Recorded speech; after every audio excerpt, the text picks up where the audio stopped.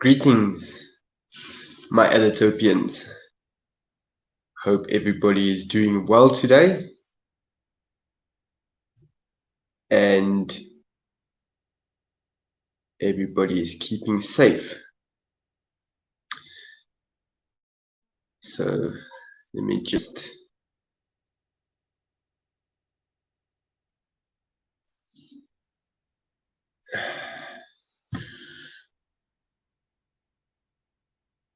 well, we've got one Elitopian. Welcome to the stream. If you can hear me okay, can you just comment something, please?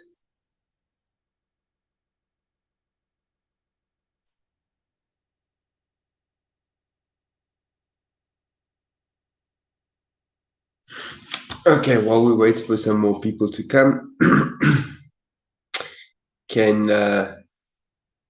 can we just get a little bit of a sign if we have sound? Do we have a sound check?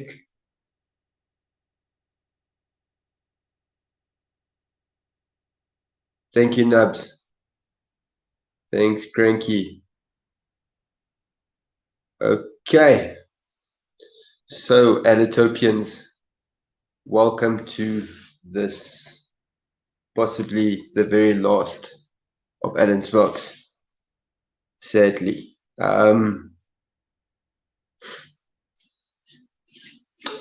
Okay, I said this was going to be a bit of a news bulletin, so let me just get on my anchor face to do this. Okay, let's look quickly at what happened last week. The big things that happened last week. Jasko got his channel back, which is good news. Last Monday, Jasko did get his channel back after it was gone for 16 hours. Wacky Witch started her round 2 of her parody war against Grinch. She fumbled up a bit on that one. So, I don't think she's going to win this one, personally. Okay, and let's just go. Lastly, I see, talking about parodies, I see the South Cakes have also now climbed onto the parody wagon. So yeah, that's that for that. So yeah, guys, what do you want to talk about? I'm not sure if anybody will be able to join me at all. I don't know how to do that yet. But if somebody wants to join me later, I will definitely be giving them a chance to join later. So, with my 5 people that's in here, is there any questions you would want to ask the king of Elitopia before he gets knocked off of his throne?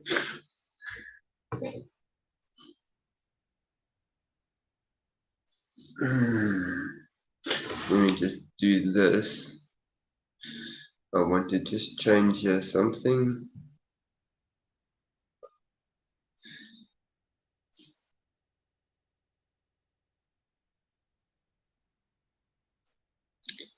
Cranky, you've got a pretty cool channel. I've listened to some of your stuff. You've got a pretty cool sound, I must admit. I do enjoy visiting your channel every now and then.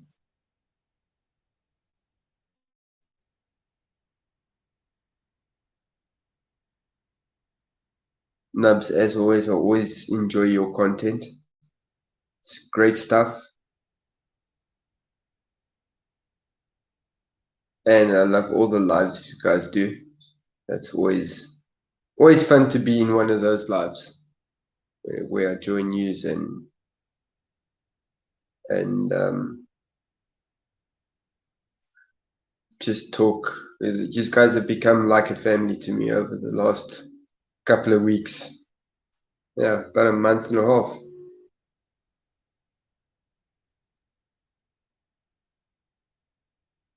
that we've been like a family.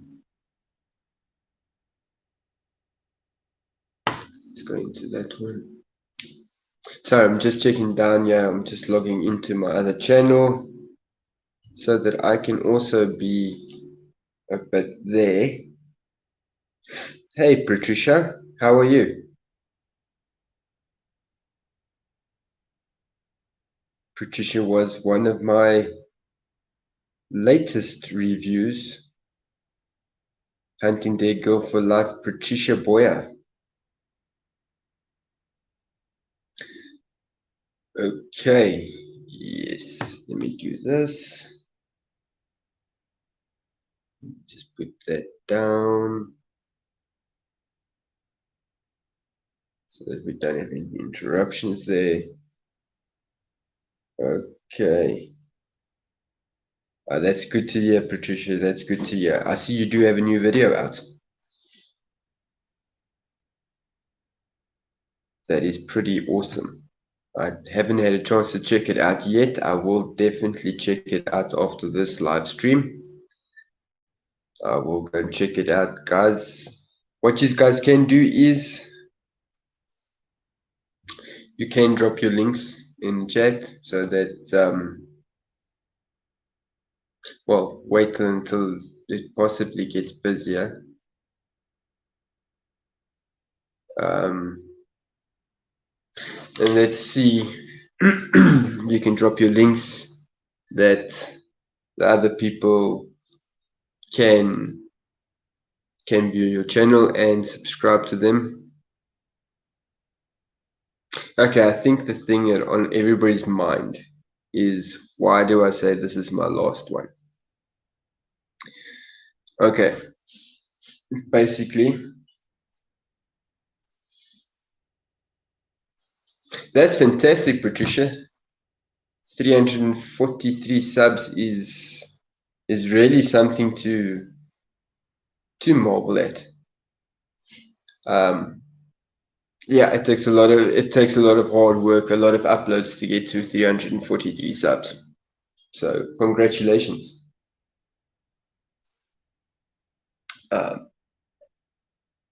I just want to see, yeah,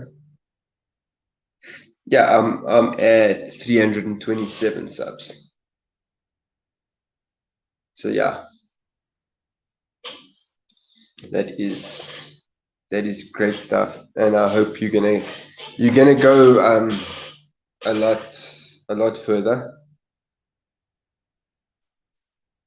And you know, you got 343 very solid followers. I can tell you that much. Okay. Okay, I think the thing that is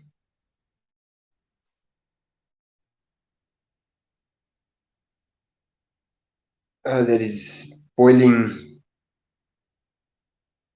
on everybody's minds is why this is possibly my very last, my very last anything on YouTube for possibly a long time. Because if I do go off, I'm gonna be off for about anything between 8 months to a year that I'm gonna be off. Okay.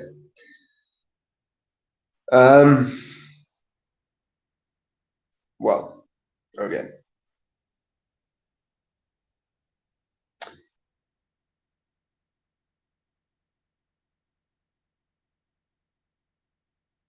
What the paranormal?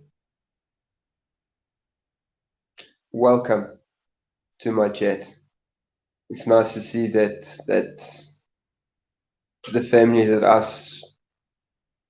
always hang with has actually come to join me. Yeah, I do appreciate it. Okay, but back to why this may be the last. Okay, as all of you know, I am unemployed, so I was doing the YouTube vlogging thing in between looking for jobs and stuff like that. Now, here's what people don't know about South Africa is finding a job is pretty difficult. Not not because in the world it is tough to find a job, but we have very big racial issues in the country, and that is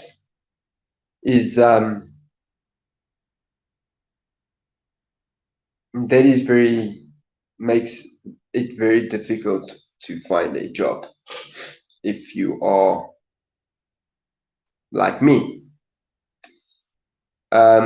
So what I did was I started Allan's vlogs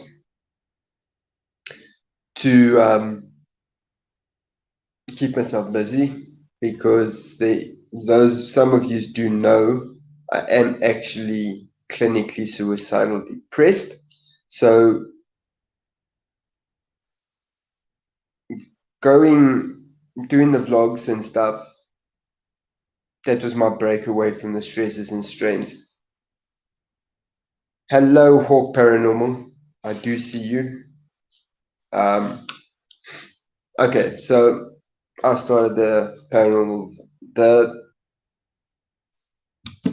Allen's vlogs, and I started the little mother city of Elitopia.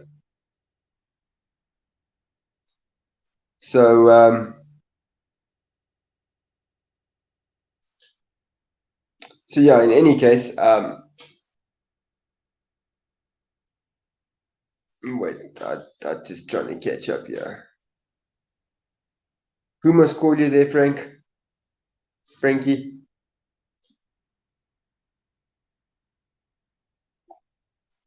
Because I do look away and I don't see the things popping up. Okay, in any case, okay, that's so basically that keeps me sane is the vlogging, and it does do a hell of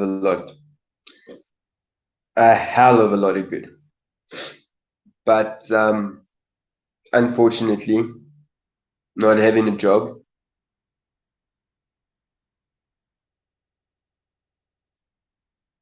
has it's taken its toll. Um, Although we did move to a smaller place, my wife's salary alone doesn't cover our food, our rent, our day-to-day living. So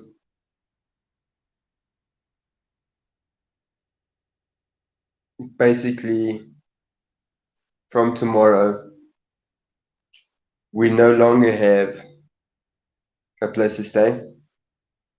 So my wife and kids are forced to go to my mother-in-law. And but I can't go with because her place is also very small. So I will be homeless. And as well as I won't have internet connection and stuff. So yes, I don't know when I'm going to be back, if I'm going to be back. I will continue to support everybody that I can on YouTube. While if I can and when I can, I will support everybody.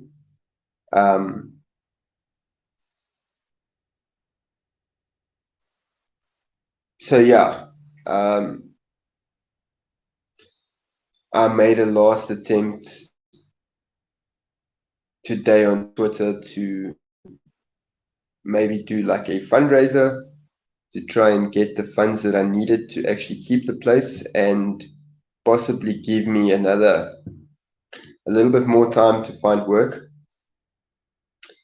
But okay, that doesn't seem to have materialized.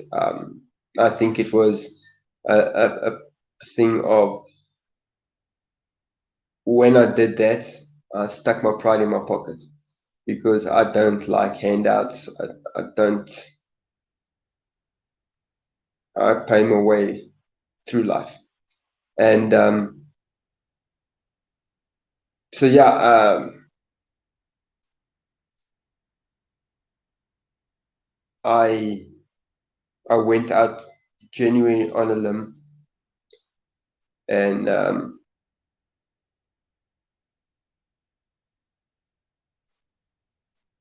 basically begged for donations and stuff like that. Now, I'm in this situation now. Now, our buddy JP's Paranormal, JP's Horror Stories, he's going to be there. He's going to be there in the next few months as well, because he's in the exact same boat as I am. Guys, the struggle is real in South Africa. Guys like JP and myself, we put on a cool face.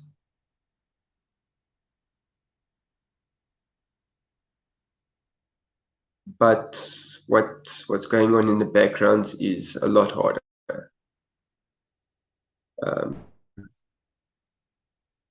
Yes, what the paranormal, I did put a tweet out. I'm actually in a bit of a lost laugh on that one. I was in lingerie and said let's try and help this vlogger before he ends up on the street corners. But yeah, Heli K did give a donation, which I'm very grateful for. Thank you, Heli. That's actually quite amazing. But yeah, guys, that's enough of that. Let's try and get into some good things. My other channel will not be closing because the other members of Dead and Zanzi will just take it over and carry on with it. I will be stepping away from that as well, for obvious reasons. So yeah, for you guys, all 8 of you that are in here, I really appreciate it. I didn't even expect to get 8 people, to be honest with you. I thought it was gonna like maybe be like 4 people. So having 8 people in here is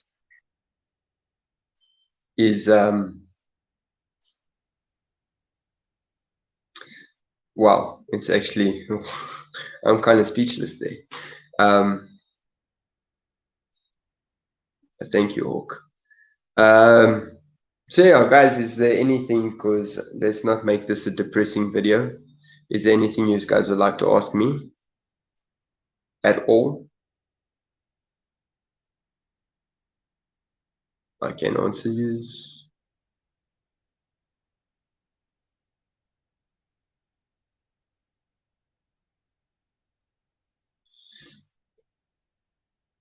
Yeah, you see, with that, what the paranormal,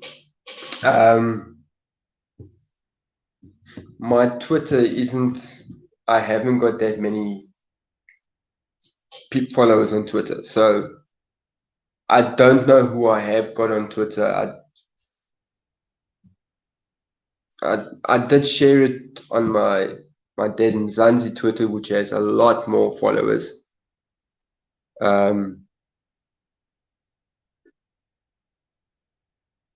So yeah, but I don't know. I think without the time zones and things as well, it might have been the wrong time to push it out there.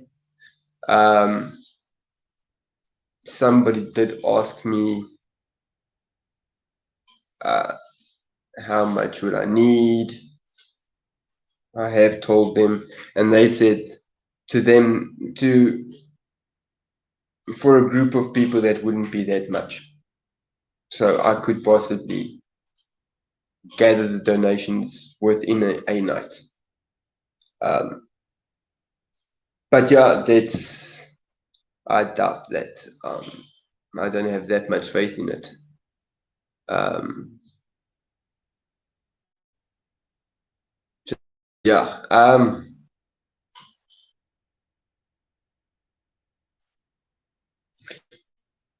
Yes, guys, if you can share it on Twitter, it would be greatly appreciated. Um, I don't think yes. Yeah, there we go. Okay, so my laptop is actually checking the chats quicker than that. That's why I got my laptop up here. Um, that's a little bit. Yeah, unfortunately, I don't have Twitter on my laptop. Um, I can't even share my PayPal thing on here because to do that, I honestly don't know. Yeah, I would have to then comment it in there, and all that info is on my mobile. Oh, it's just I don't. I haven't got the equipment that some people have that they can just share this, share that, go there, go there. For me to do that, oof, I've got a piece of shit laptop and my cell phone. That's it. Thanks, Cranky. But okay, yeah, I thought that by doing that in the lingerie would catch people's attention, maybe have a good laugh at it as well.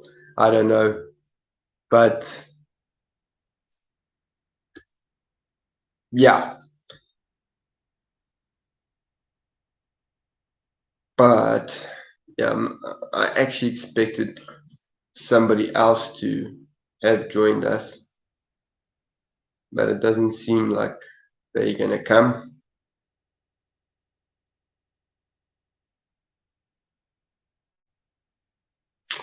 Kimberly, hello, Kimberly. How do I know you?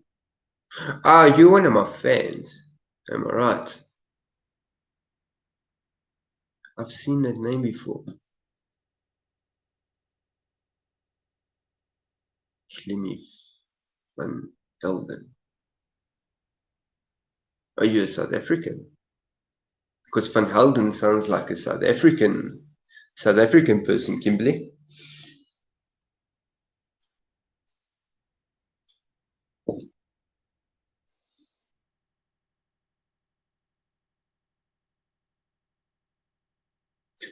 Okay, yes. Yes, actually you were on my list of people to promote on the channel. Thank you, What the Paranormal. I'm not getting the note. I see I do have an email up there. So you know what? Okay, what you guys don't realize is you guys are paying in dollars. So let me tell you, in dollars, we times that by 17. That's the exchange rate. So all in all, well, I think it's 17. It's quite a number. So yeah, my goal was to reach $350. That was my ultimate goal. With that, I would be able to keep everything, pay everything, and breathe. But yeah, now $350, yeah,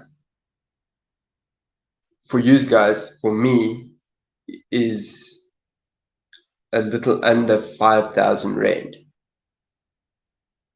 And I need 4,800 Rand for rent and 2,200 Rand for my internet connection to keep me alive. How's it, Mo? Mo does know the struggles in South Africa. He would understand that. But yes, shit. Kimberly, yes, you guys were actually on my list. I've got a little notepad that I write people down that I then get to promote and feature. I normally throw out 4 videos a day, as most of you know. Today I only threw out one because I just wasn't feeling it, and I knew I was going to do this live, so I had to kind of like emotionally prepare for it.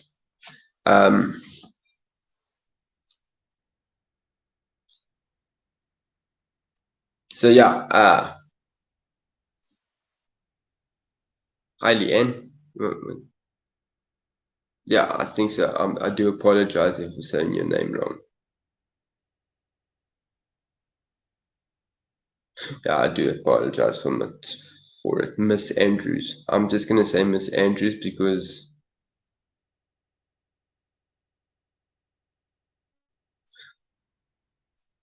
but yeah, wow. Okay, I'm just gonna take a second here quickly. I will be right with yous right now.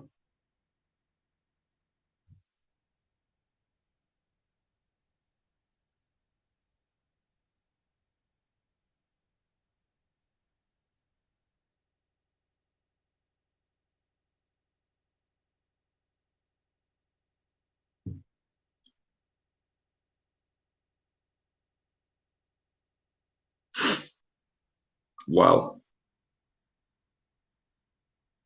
wow.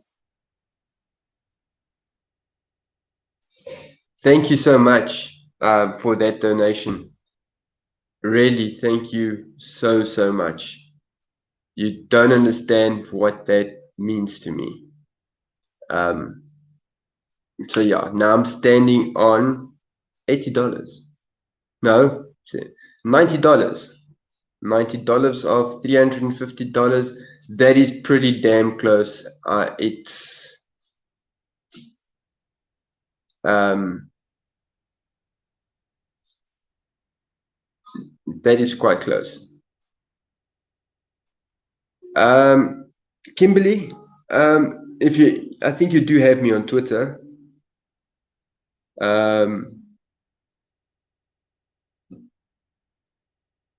You know what I'm gonna do?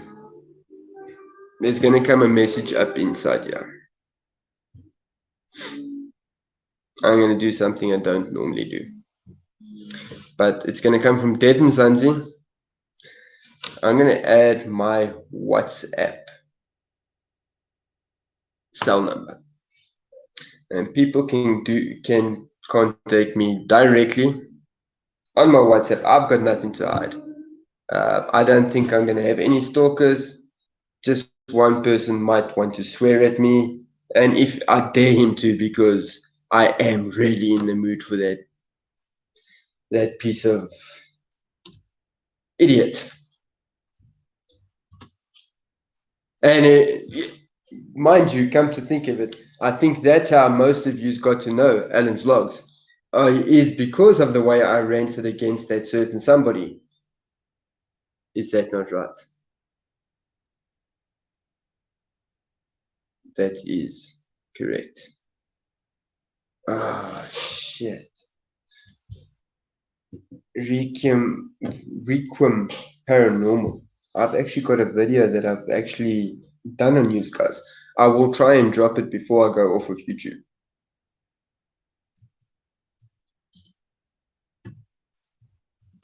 Let's just see if that's right. And there we go. My WhatsApp number will be on the screen. It's only my WhatsApp number. That's not my phone number or anything. It's just my WhatsApp number.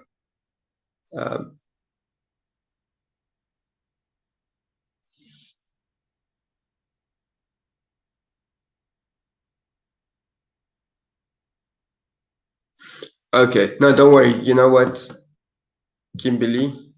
I do have your email address there. So yeah, but you can reach me on that as well. I should have actually just put the email address. Um, but yeah, uh,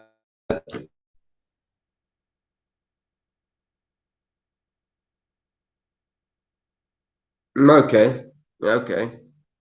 You came from what, the paranormal? Yes, yes.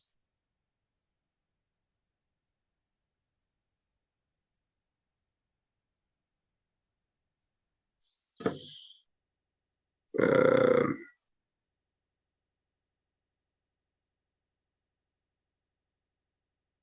what link would that be? What, the paranormal?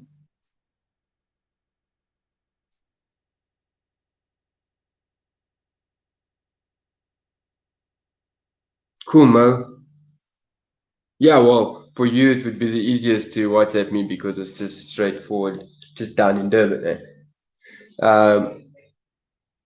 Yeah, look, if you wanted to know what my plans was for Allan's vlogs, okay, my next big thing would have been actual. I know JP does the reaction videos, but I was gonna do a reaction with a bit of a difference. Um, it would have been more like the guys that I sub to, and on from my paranormal perspective, how I would have done things different. Like the one video I wanted to do was on Mindseed, when they were in a house and you can hear something doop, doop, doop, doop, doop down the steps, and they just ran out the place. I would have now, yeah, you're getting the reaction to that. Stop. You are paranormal explorer, adventurer, investigator. Stop. The thing is not going to hurt you. Well, hopefully. But that wasn't demonic. That was a spirit. You could hear. Maybe they wanted to do something. So try and communicate with it. But yeah, I was going to do like that kind of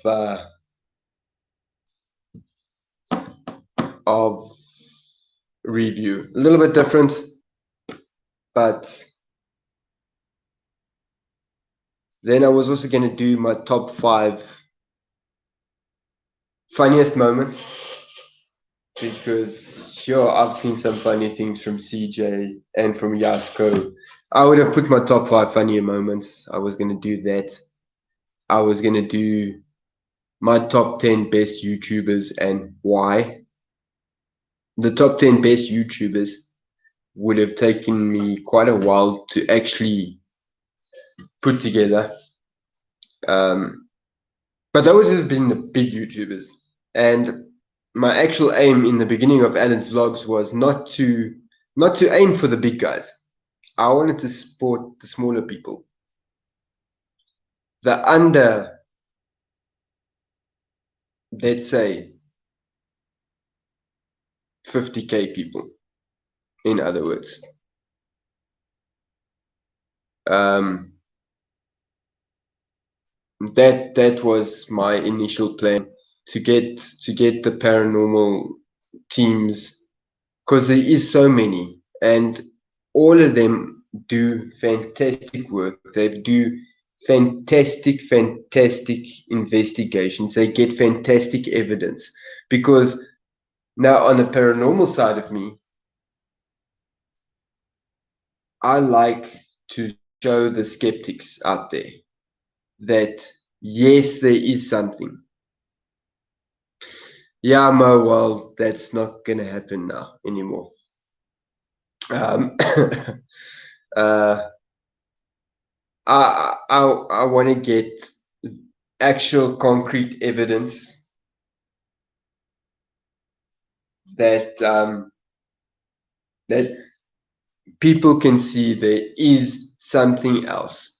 This world isn't just us. We are sharing this world.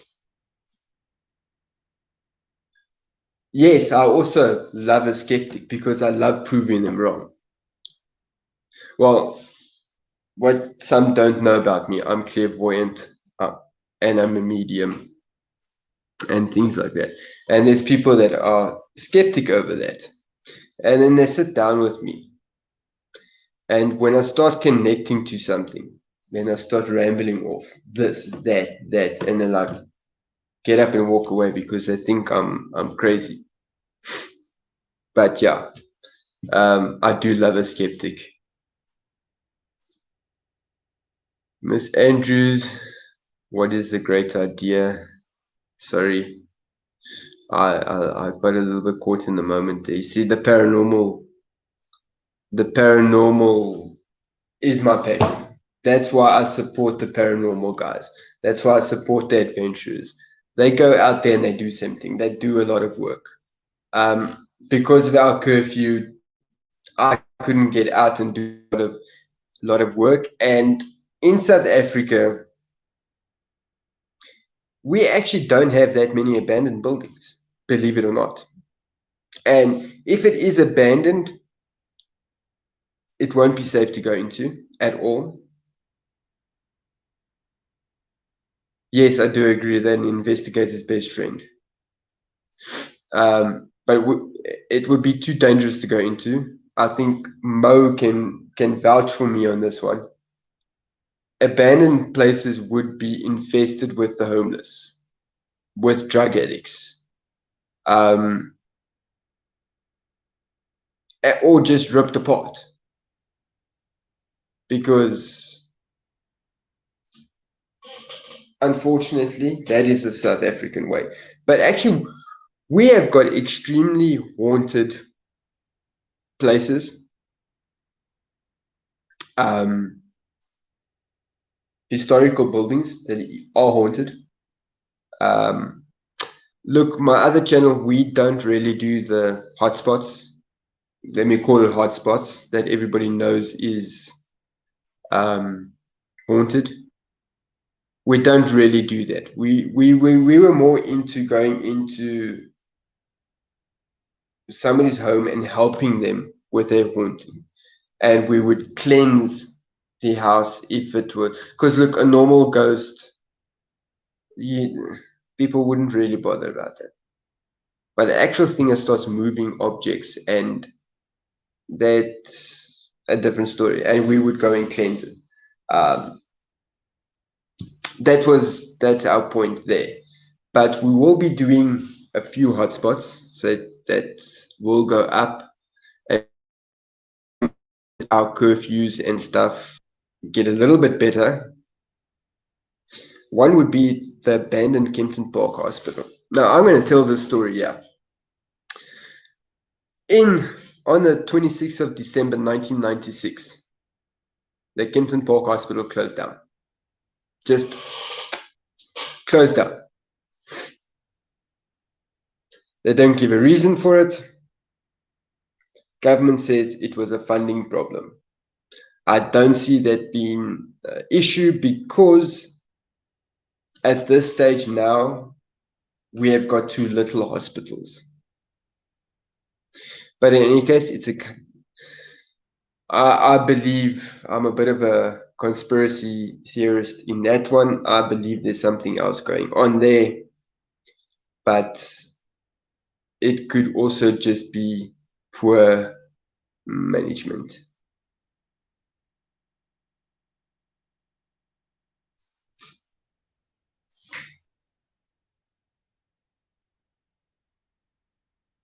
How was I looking at these ghost hunters with not that many subscribers?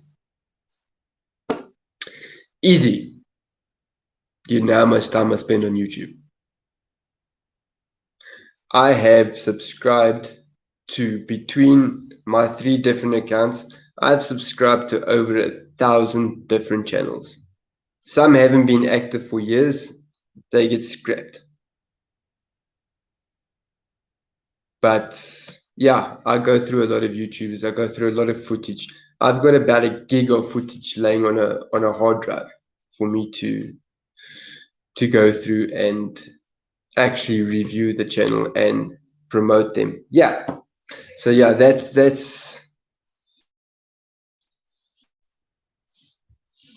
thing. Yeah. We have a lot of places. Yeah, I can imagine that you guys also have some places that you don't go into. But like you guys have a lot of like the forts and stuff that are abandoned and actually there is no one there. Maybe one person. Um,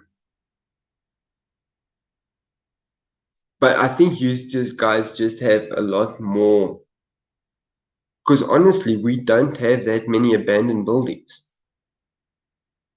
And yeah, in South Africa, the people are very different. They don't talk about hauntings. Hauntings is frowned upon. It's very taboo in South Africa. And that's why my other channel wants to open the people up to talk about their experiences because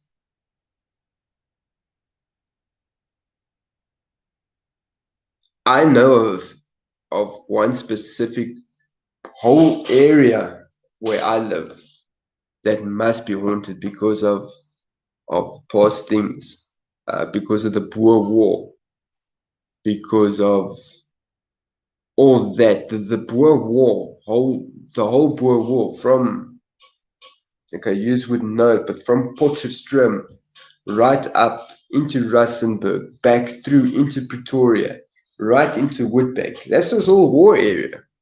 And this is where shit went sour. Um, but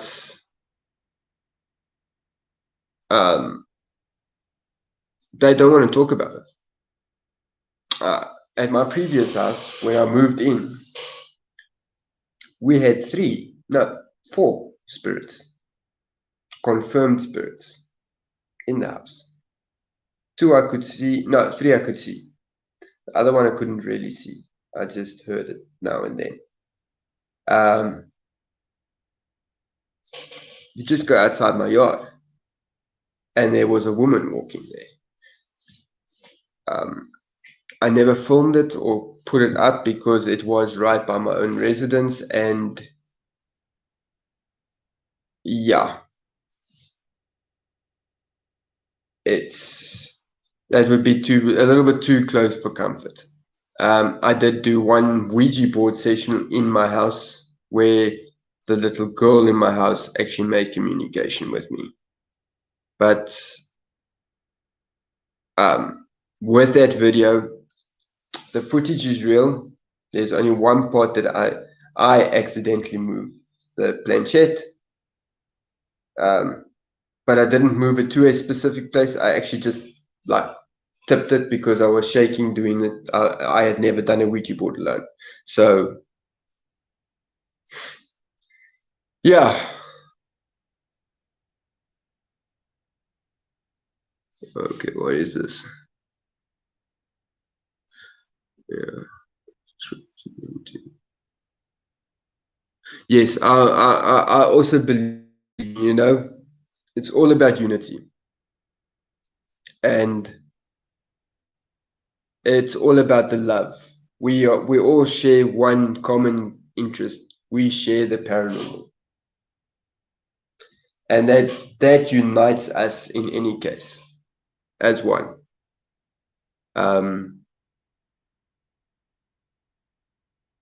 I have a family.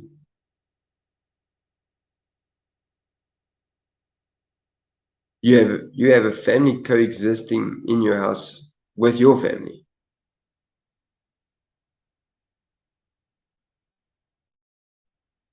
Can you maybe elaborate on that, please?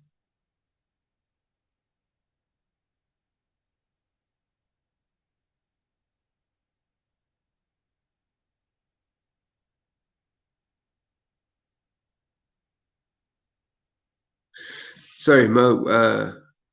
You you know an abandoned school in my area. There's a hunter, but don't know about it. Well, Mo, hit me up, because the cold case we are working on might just take us down Durban side. So it could be worth going to check it out, and you can tag along with us and see how we do it. And we rattle the cage. We're not your normal ghost hunters.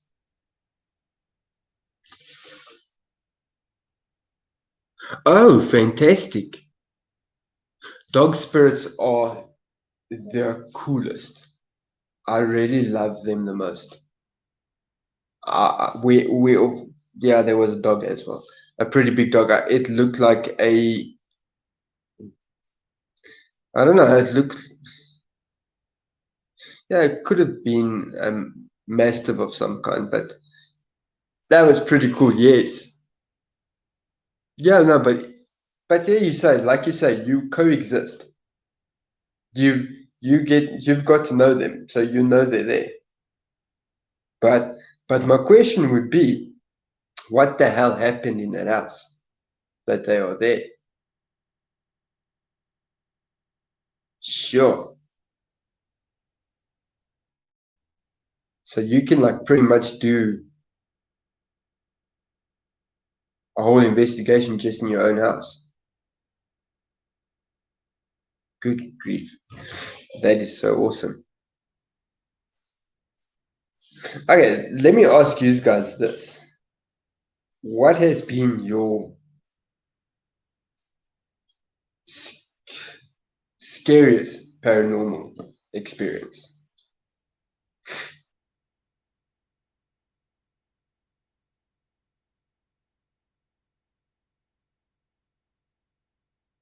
That's so cool.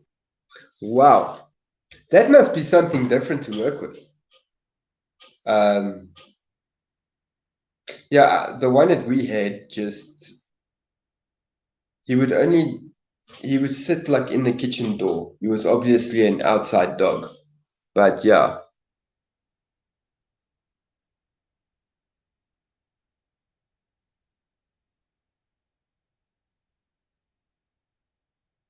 that is a very good possibility. A very good possibility. Um, Look, you do get wanderers, and some people will disagree with me on this, but you do get wandering spirits, and then they actually find a place that they like and they stay there. I do believe that is possible.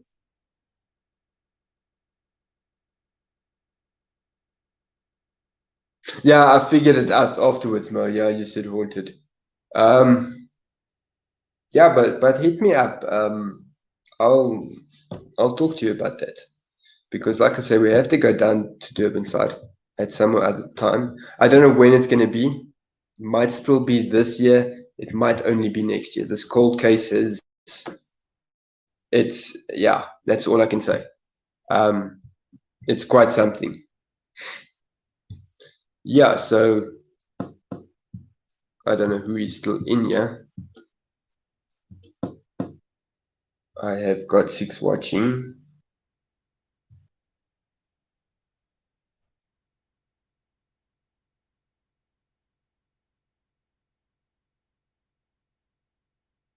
Oh wow, shadow figures. Um, yeah, last year, now that you mention a shadow figure, last year we had one in the house. It was harassing my daughter. My eldest daughter was seriously harassing her. So much so, her dog didn't even want to go into her room anymore. Uh, like we did. Well, it took me a while to cleanse it because it didn't go on first cleansing. It was something very different. But a shadow person is slowly get, getting bigger, blocking out the outside street light. With that, Kimberly, was was there any death around that time in the area? Within, let's say 4 houses, if you can remember.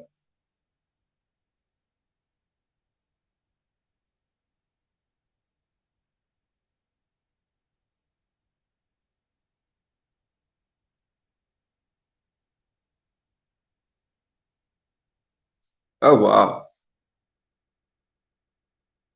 Sure.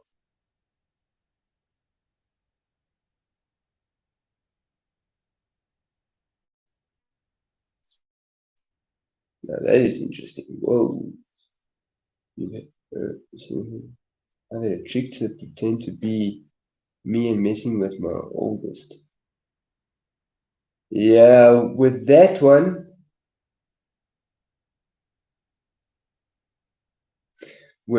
watch out for a double ganger, eh? Um, it's not necessarily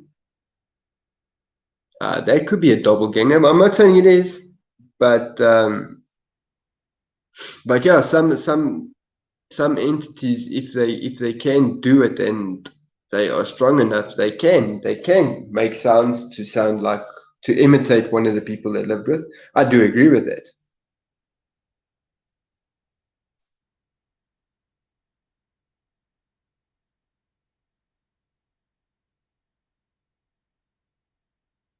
Yeah, that sounds a little bit sinister, eh?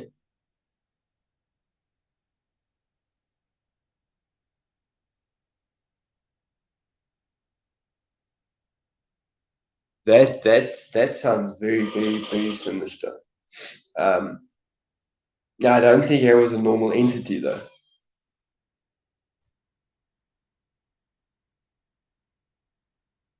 He stayed for a while. But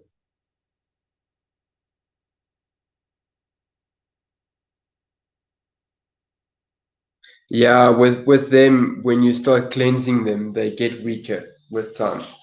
Um, yeah, that's the thing. They're strong and then they get weaker with time. It does happen. Um,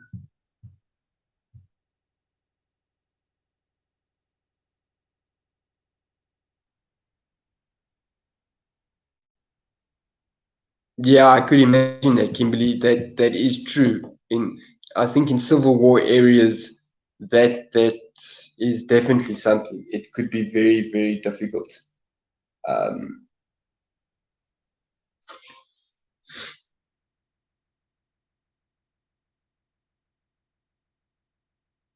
yeah, no, I would. Like I say, we in a belt with the World War as well. Um, we had concentration camp sites all over Pretoria. A lot that people don't know about. There was one main concentration camp, like this side of it, but there were smaller ones in different sections before they went to the main concentration camp, and that's where shit got real.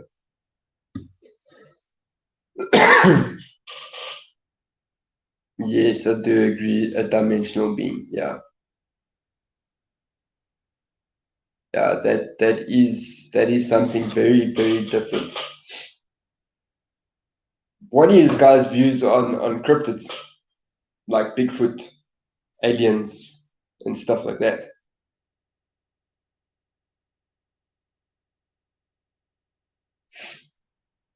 Hey, Elvis, how are you, my man? Thank you for joining. I greatly appreciate it.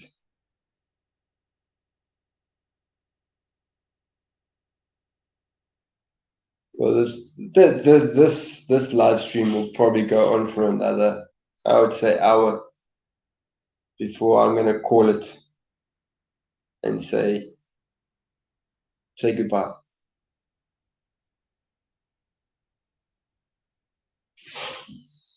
I believe it. Yeah, look, I don't think we are alone in this universe. I really don't think we're alone in this universe. Um, yeah, then let me just say that. Over December, I saw things in the sky at a very, very big distance, but I saw things in the sky. It was like three to the south, and there was one to the west. Um, that weren't stars because know my star locations pretty well. I can't name them, but when I look up, I can see them, and those weren't stars.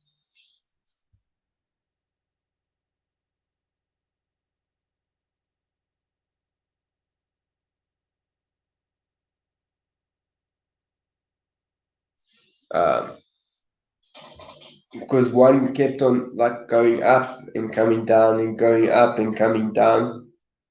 Then they started to split apart. Then they came back together, and then they just that was like 3 4 hours, and then they gone. Um, my camera just wasn't strong enough to actually get a clear picture because all it would look like is a star. Yes, Rotterdam was. I could imagine that Rotterdam has a lot of energy there because a lot went down. I think personally, I'd love to do a paranormal adventure series type thing in Europe one day if I can afford to do that. Um, although because Germany or that whole war area, I mean that whole area has got some major history.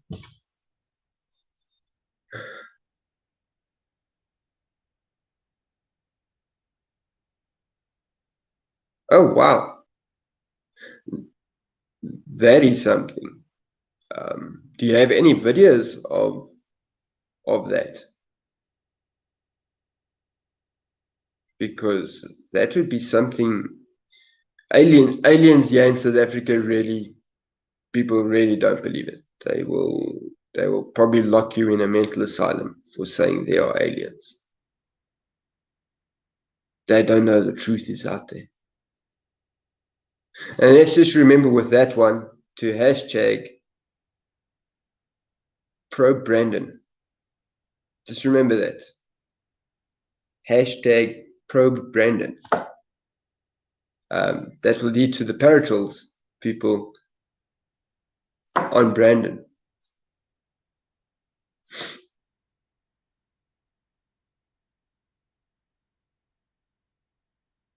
Yeah, I know it was a UFO.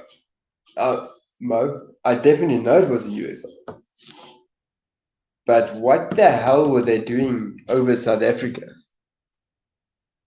Because didn't they realize that if they fly too low, their parts will be stolen off of?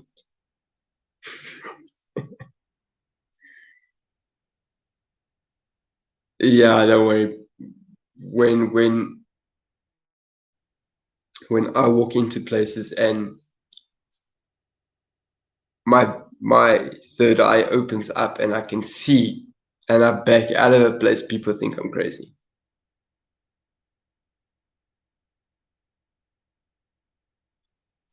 People really think I'm crazy because I see shit. I see plenty of shit.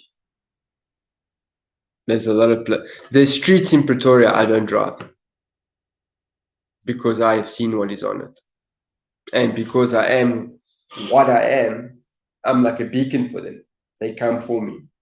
They're not attacking me. They come because they want to communicate, and I can't communicate with every single spirit that comes my way. I will go insane. Honestly speaking, I will go totally insane. So you know exactly what I mean.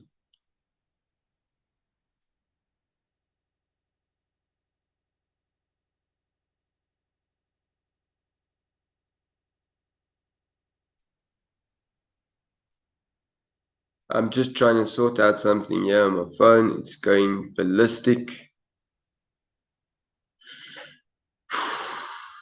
So yeah,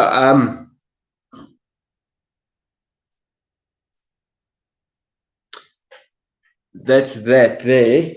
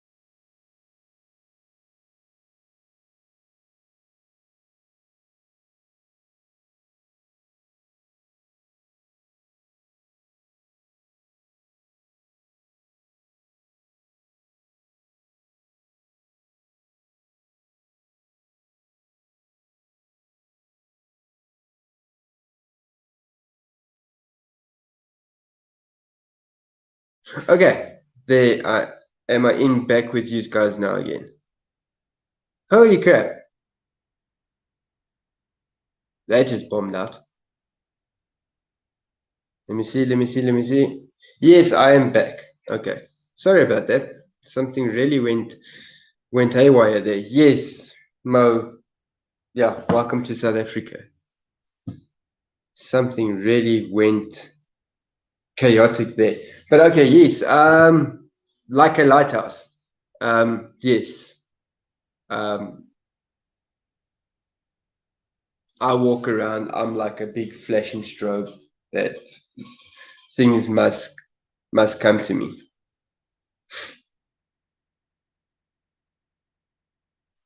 So yeah, I don't think this one has. Thank you. What the paranormal? I really don't know what happened there. I went in to clean because I had some things running on top of the screen and I just wanted to take them away and poof, all of a sudden I was out and but luckily I could come back into the stream. I was worried about that. I thought, oh shit. Yeah, I'm like a magician. So I don't know. Can you guys all still see and hear me? Because something really wonky went on here.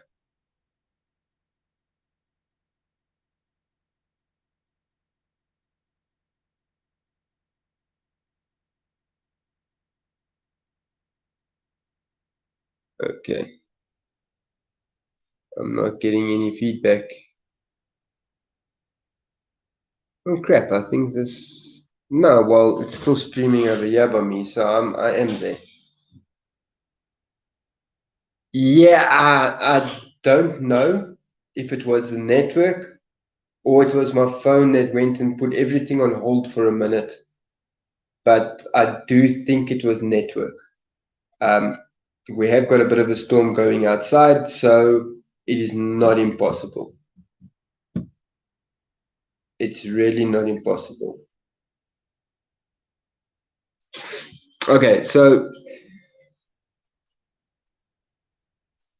yes, what I want to do is I just want to take a quick 2 minute break. I'm going to invite, let me see if I can get some guests up. Invite a guest. Okay. Copy to clipboard. Copied. Okay. Now, how do I write in this thing? More. Oh man. Broadcast info. Let's see. I'm trying something here. I don't know if I can.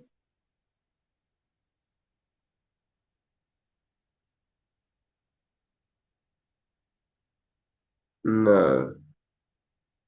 No, that's not gonna work. That's not gonna work. Oh man. How do I write in? How can I write in there? I can do a private chat. Oh, post a comment. There we go. Cool.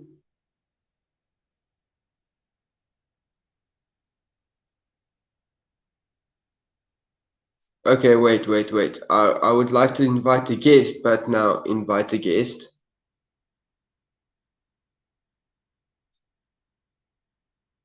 No. Okay. I'm gonna invite a guest. Sorry guys, this is the first time that I'm doing this specific thing. So I'm gonna copy it there and I want to post a comment.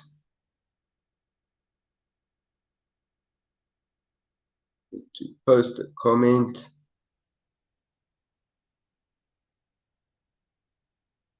Share.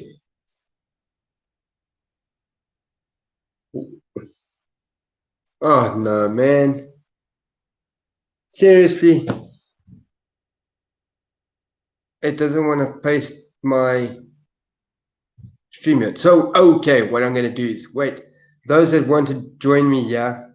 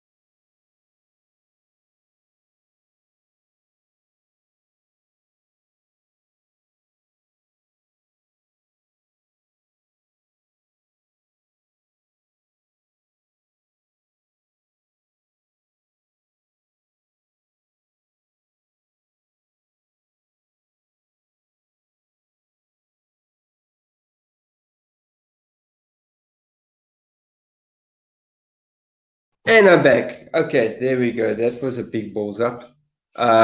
Okay, what I'm going to do is I want to invite a guest. So, I'm going to send a link. I'm going to put it up from my other account. I'm going to put it on here. And that will be the link if anybody wants to join me up here. HTTPS. Colon. Sorry about that, guys. That was very strange.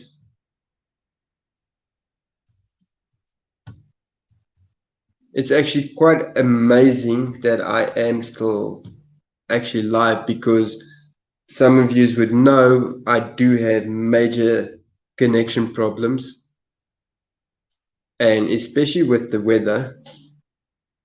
FZK, FZK, 86Q, 6Q. Let me just double check this. AK 9FZ K 86Q. That is it. And there we go. That's the link. I've just posted it from my other account. So anybody who wants to join me can join me. Well, I don't know if you can. I have no idea how this works. But while that happens, I would just like to get something to drink quickly. I will be back in a second. Well, 3 seconds. Luckily, my kitchen is my studio at this point. So, all good, all up. I'm actually, see, normally I don't drink stuff at all. I don't drink things. But I'm actually kind of nervous being here. So,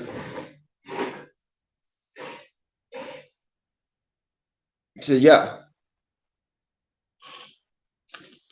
Okay, I have posted the thing, but why isn't the link popped up on my mobile?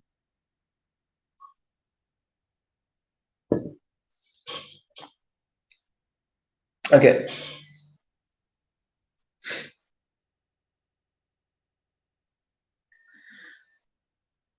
Okay.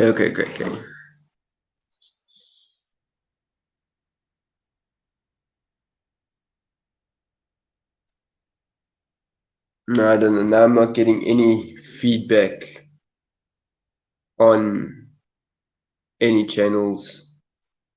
No one's typing anything to me. I don't even see the Dead Mzansi, thing. Mo, can you do me a favor? Can you just type me something?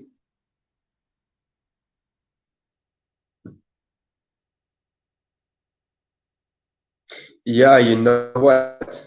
I can't do it because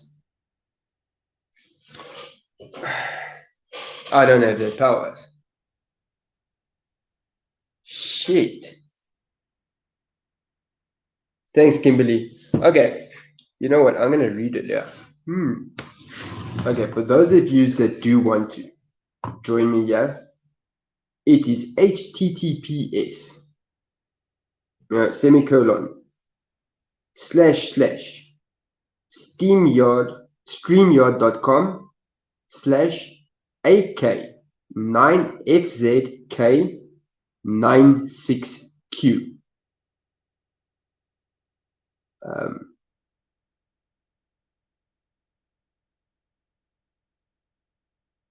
It seems like only I would be able to do it from my account to put that on there. I don't know why it's not doing it. So let me see.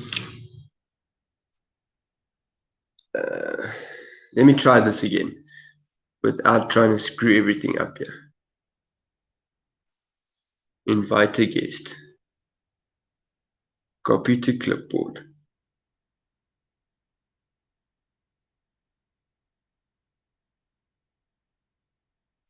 Okay.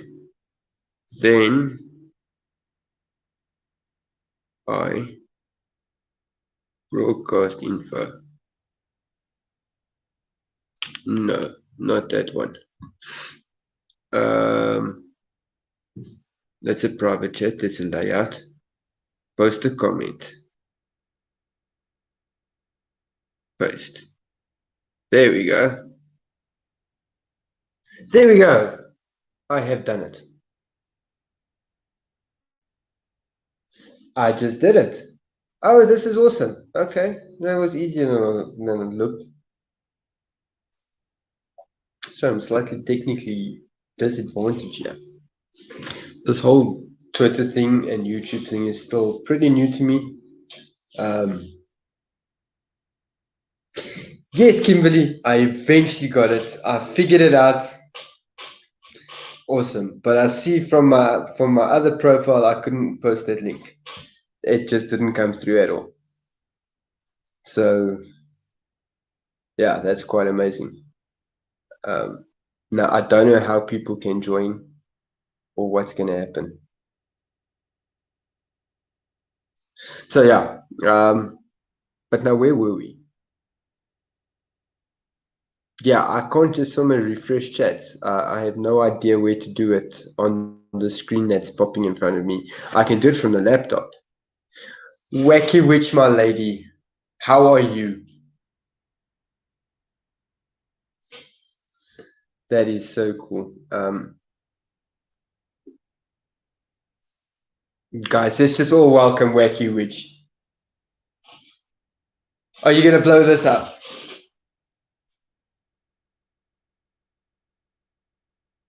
Because honestly, I think these 6 people that are, well, 5 people that were here with me, I think I'm boring them to death. They do know why I am here. I have got some donations already, which is fantastic. And but yeah, let me see if you can, please, from one witch to another. That's how do I do that? Can I?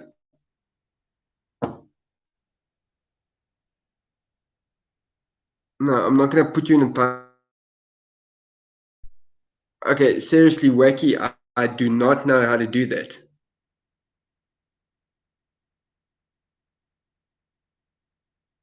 Just sharing the link was hard enough.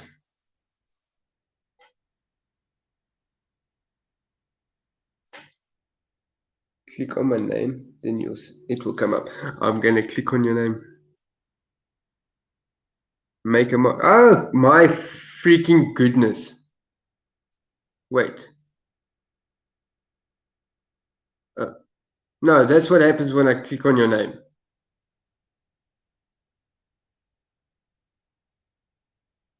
You see?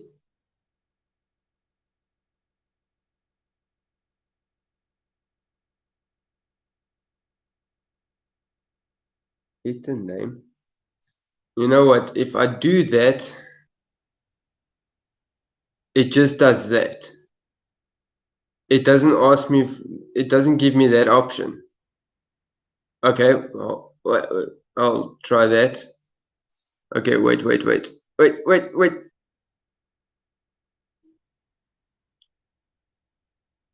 Okay, remember guys, I am using my mobile, so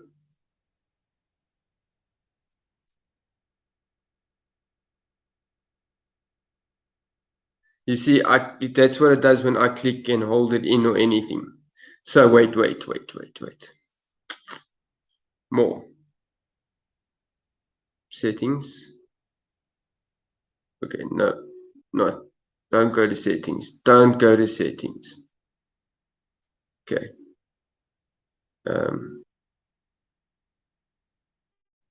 Private chat, post a comment, layout.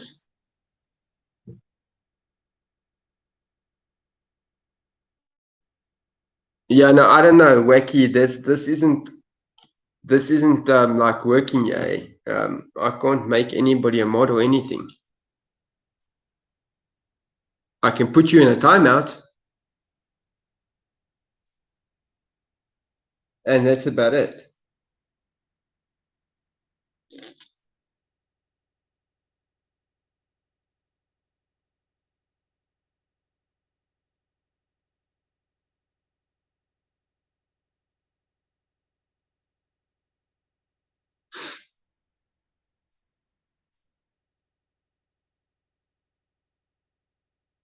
What the hell did I just do there?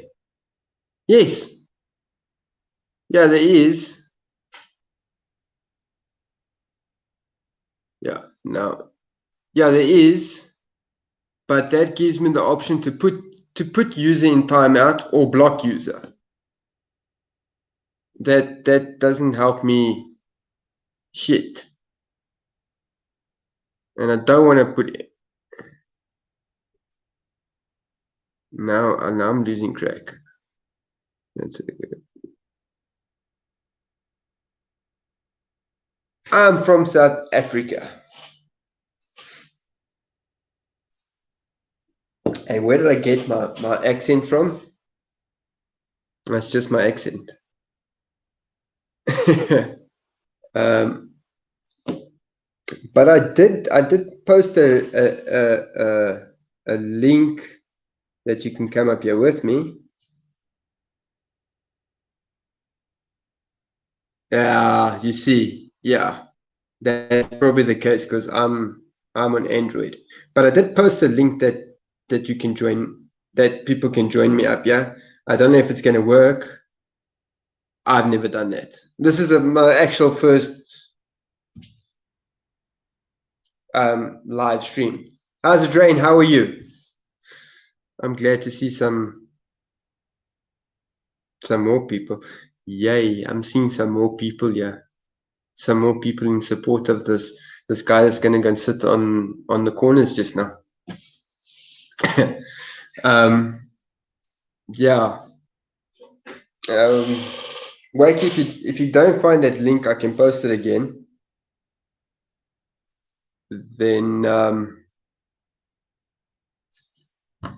invite a guest. Copy to clipboard. Okay. More post comment.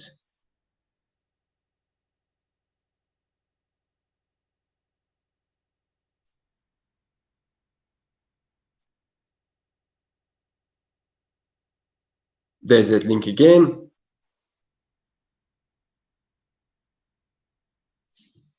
No.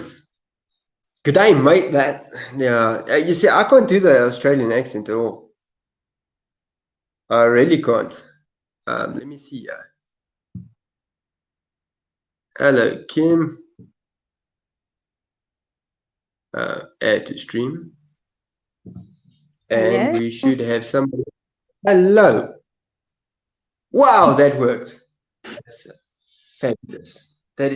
I'm sorry, this is the first time I'm doing it. This is freaking insane. It's okay. It's okay.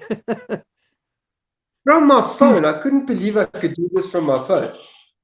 Because StreamYard on my laptop just keeps kicking out. So I've never done So I said, no, StreamYard on let me my try phone. this. I've done it on my computer, but not on the phone. No, well, I must admit, it works quite well. It's just you got to get used to where to push what. And then I'll Yep. just go blank screens every now and then. I'm lucky my Yeah. husband runs the whole show behind the scenes. Oh, okay. No, it's just me trying to figure everything out. It's okay. You're doing good. You're doing great. Yeah, I think so. Well, I haven't got any thumbs down yet. So that's a good That's thing. good. Now, why doesn't Wacky Witch come up join us up here? Oh, okay. Don't worry. Yeah, you would seriously skyrocket my views. Yeah. So, okay. Grinch, how are you, my man?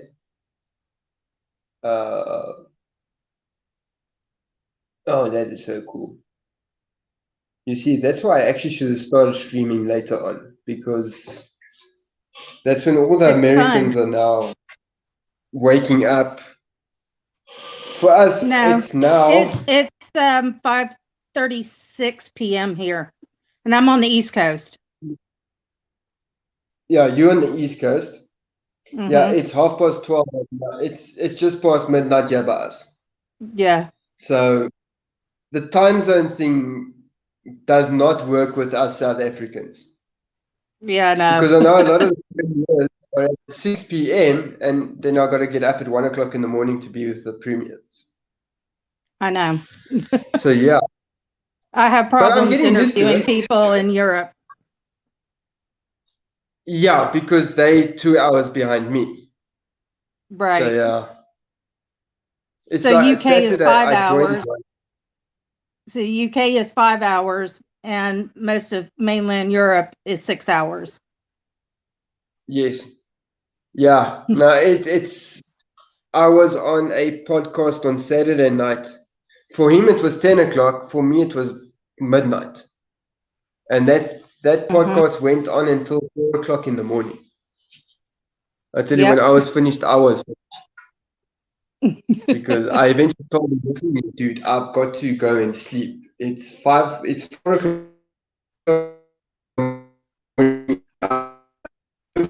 Chirping me. So yeah, it got bad. But yeah, you see, this thing is going glitchy. It's okay. The wonderful thing about StreamYard is you can lose connection. I was in the middle of an interview and our internet completely went down for 10 minutes. But my And guest was you still just go live. straight into it. Oh wow! No, I saw that just now when I went off, and then when I went back into StreamYard, it takes me back straight back into this Yep. stream. Yep. So that is That was the worst pretty nightmare cool. ever, interviewing somebody and in the middle of it losing internet. Luckily, he stayed Sure. on and Yeah, no, that must be bad one, eh? As long I as they was just, I think they just stay on. he understood. I mean, I've had friends in the chat that were, "Are you okay?" I was like, "Our internet has gone out in the area." Thanks a lot, What the Paranormal. I do appreciate that. Yes, Mo, it is 12:38 here by us. Um, Yeah. what was Green up to now? Ah, damn it.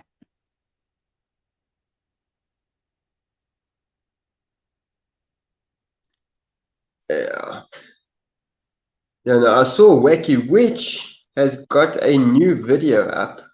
I haven't watched it yet because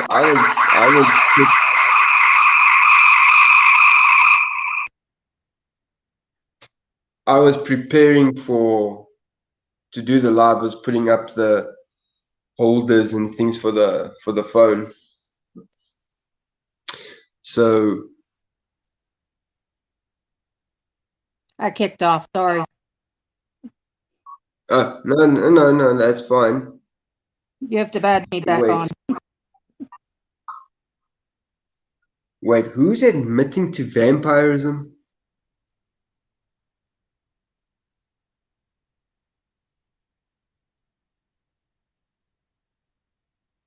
Oh my goodness, I've missed something very important clearly because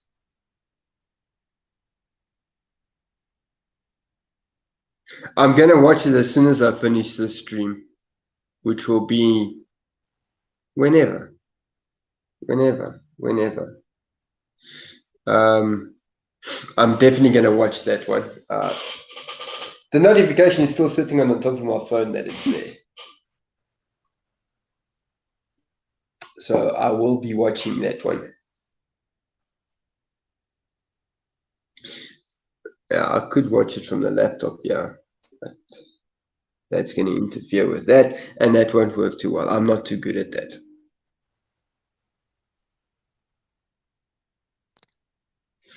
My bad. Wacky, wacky. Have you not heard that this could possibly be the last time you guys see me on YouTube? But you know what, for you, I will make a plan and I will review you. I will download your video just now and I will do a review straight away and put it up before I disappear.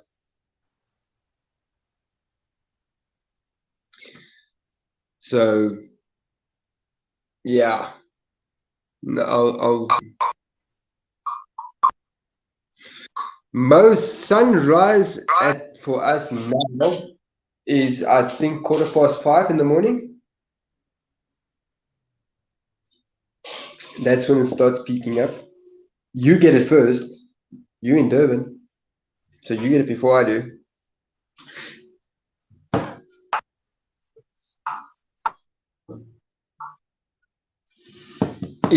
Is this the one where you really take out the bullies? Wacky.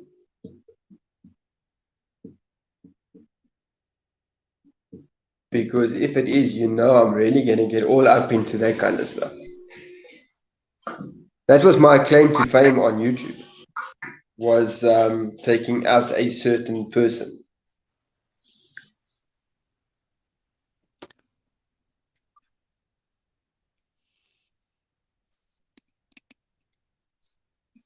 Oh goodness, no, Wacky and Grinch are on a whole different level of talking there. Yeah, I think I missed a few steps in that program.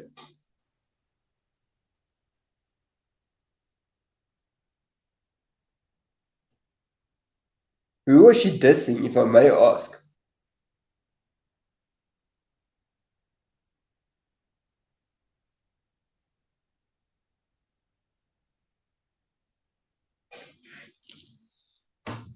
Because if it's my good friend OAC, you know I'm really gonna give your video a good review.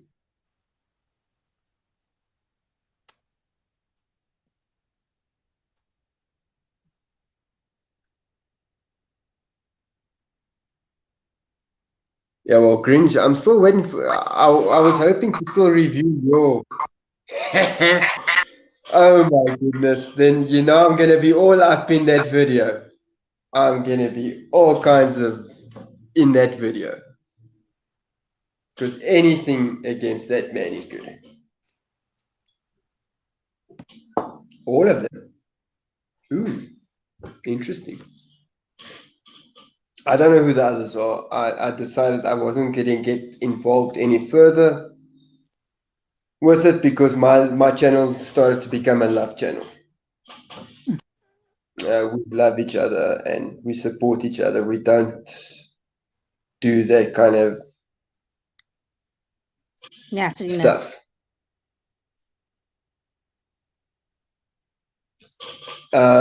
Is that why I get all the subs, Wacky? Oh, okay. Yeah, I missed that one too. No, I'm not actually. I know a couple of them like my accent. That I do admit. But that's more the Canadians though. They like my accent. I just can't think of her name now, but yeah, she's like all kinds of gaga over my accent.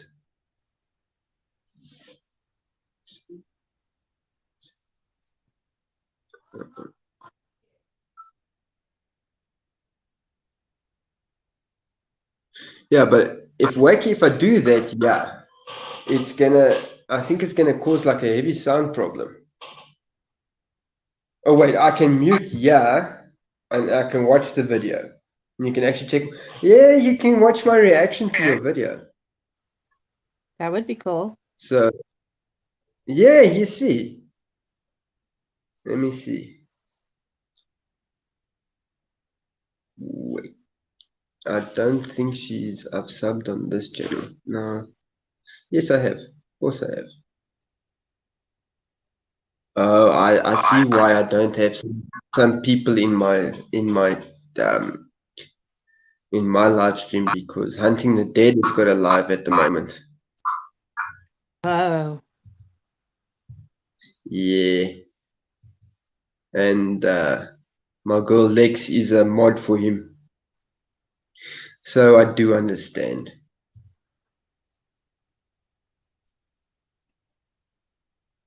Wacky Witch. Wacky Witch, I actually got onto you originally when you were sleeping in your basement. I enjoyed that video. So let's see.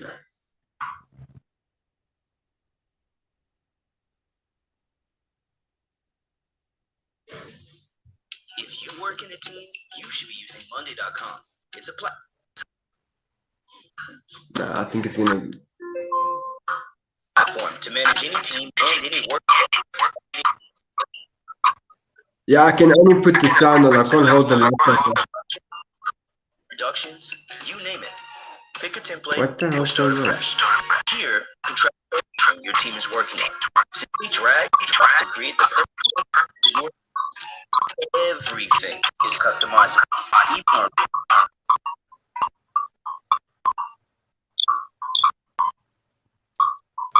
What is that noise? and feedback. Slice and dice your data the way you want. See a breakdown of progress or make sure everything's on schedule. What is that noise? I got you, paranormal fam. All you debunkers done mess with the wrong witch and the wrong witch's family. That's all I gotta say. I'm gonna put a spell on your ass. You're living real far. You're sitting in your car. You wear a mask to function. No one knows who you are. You try to come at me. You send out a tweet. Bitch, I might be Linda, but now you're gonna see that I'm wicked. I'm wicked. I'm motherfucking wicked. I'm a wicked fucking witch. I'm a wicked fucking witch. I'm a wicked fucking witch. About to put a spell on your ass.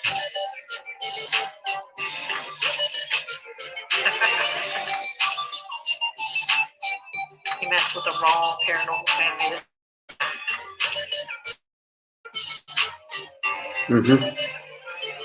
Galactic breastfeeders always sucking bitter tit. You try to hit me up and you try to get with this. Got the orb switch 6K sitting all alone.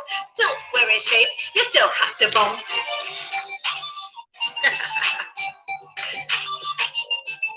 Debunking, debunking, debunking all the fakes. You're debunking, debunking, debunking all the fakes.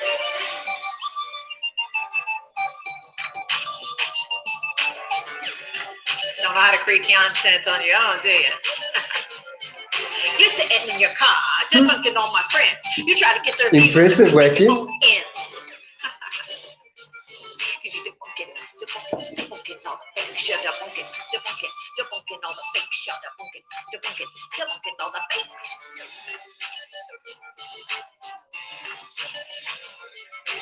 Oh my gosh, TV, he's a threat to me. You're fucking with him, then you're fucking with me. Got a male pattern bonus, got a do-rag on. Got your fingernails painted all green from this wall. Got your fake ass long titties right here, Mr. Cajun. You're just jealous because I didn't send your ass no donuts.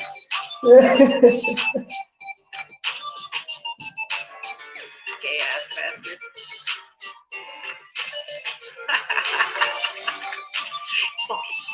Debunking all the fakes. You're debunking all the fakes.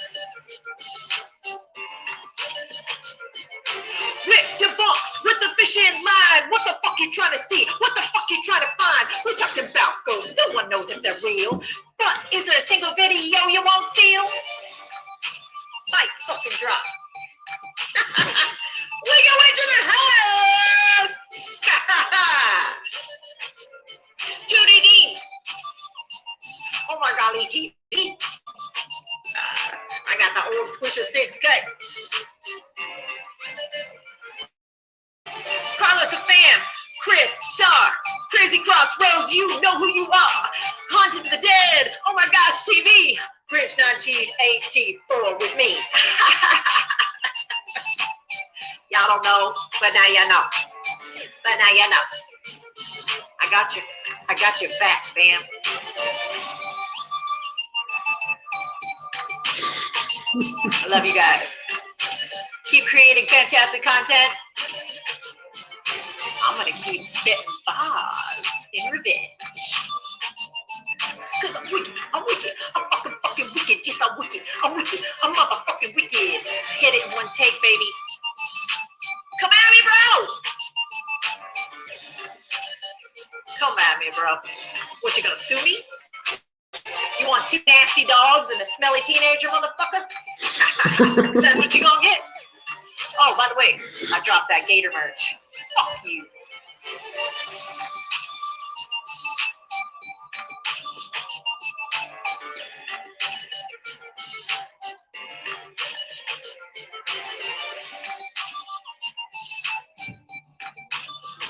Well done. Now, why didn't you bring that in the round 2 against Grinch, Wacky? Why That was didn't badass. you bring That's all.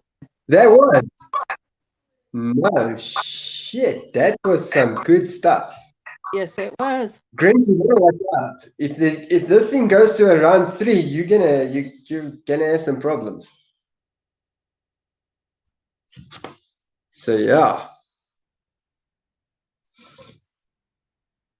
No, but where you there?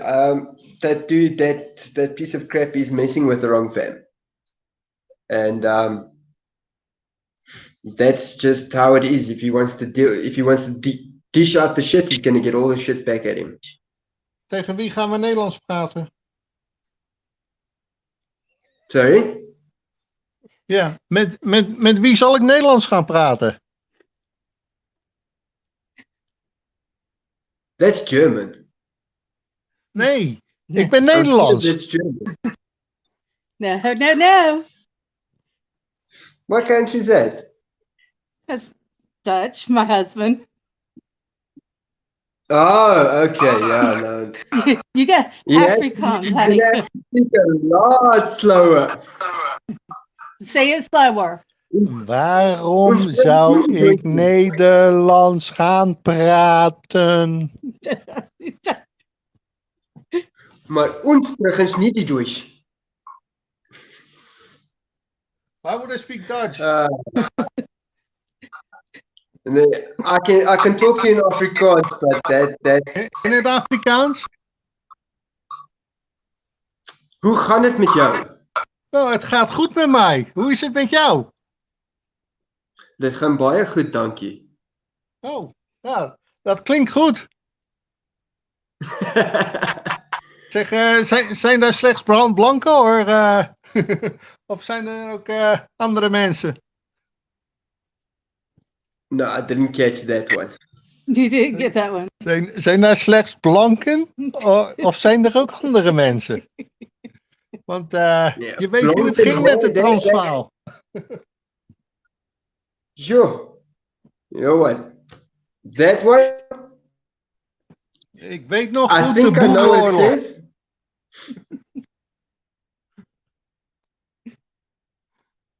Weet je nog de boerenoorlog?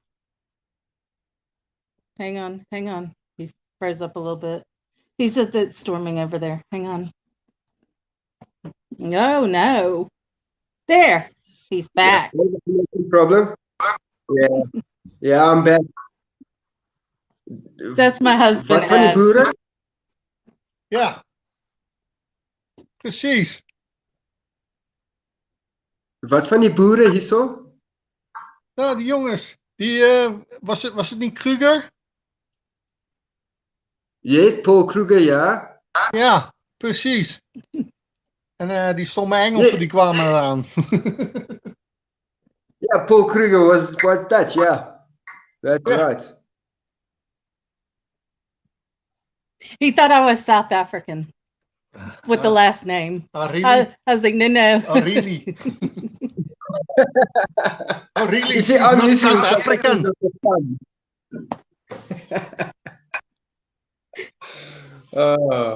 You and my husband would get along perfectly. Most Americans don't know how to handle him. Yeah. That's a nice thing about being now here in South Africa and an English South African. You get on with the Afrikaans people, you get on with the Germans, you get on with the Dutch. And we all just kind of fall in together. Yeah. It's sad because when we moved, I could understand Dutch perfectly. Speaking it, horrible. I had a horrible time trying to speak it.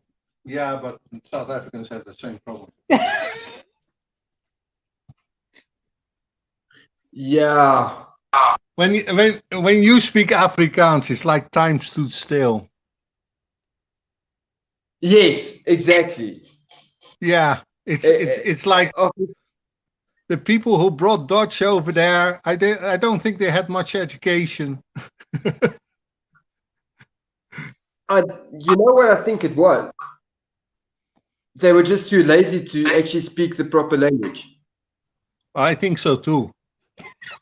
I think they hung around with so many cows that they didn't know how to speak Dutch anymore.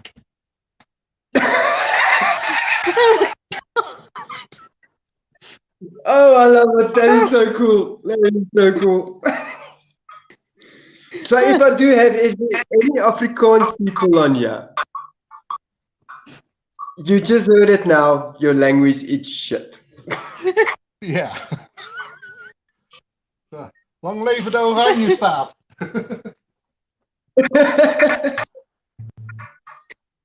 Oh, that was fun. Oh, wow. I wanted to throw you for a loop. Just a little one. Yeah. That was good. I think Mo would have had a good laugh there. Because I just totally took out the Afrikaans people there.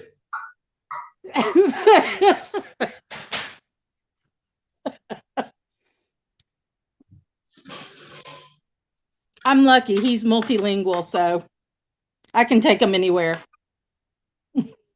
Yeah, so yeah, you're lucky about that. Me, I barely speak English. You barely speak English. Okay. There's words that we have that threw my husband for a loop. We say thingy, he's like, there's no such word. Yeah, thingy is a word. Thingy. Yeah, thing is, yeah, it's a thingy. It's a thingy. See, in Holland, he's like, no, there's no such thing. I said, ask people in America. I said, we say thingy all the time. Yeah, well, us English people here in South Africa, we also say, it's just get me that thingy, man. It's part of us. Yep. Oh, He did not get it.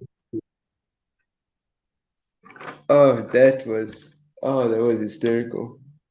Now, the funny thing is with my husband, when I moved to Holland to live with him, he didn't believe in heaven, hell, ghosts.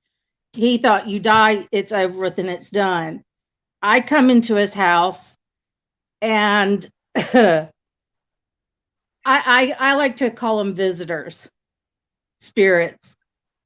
And yes. I picked up on a lot of residual energy. I picked up one evening, we go out in the evening and walk so I can learn the city.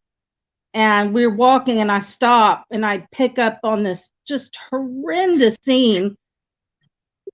It was some German soldiers were pulling people out of their house off the street, women, children, the elderly, and they lined them all against this little wall.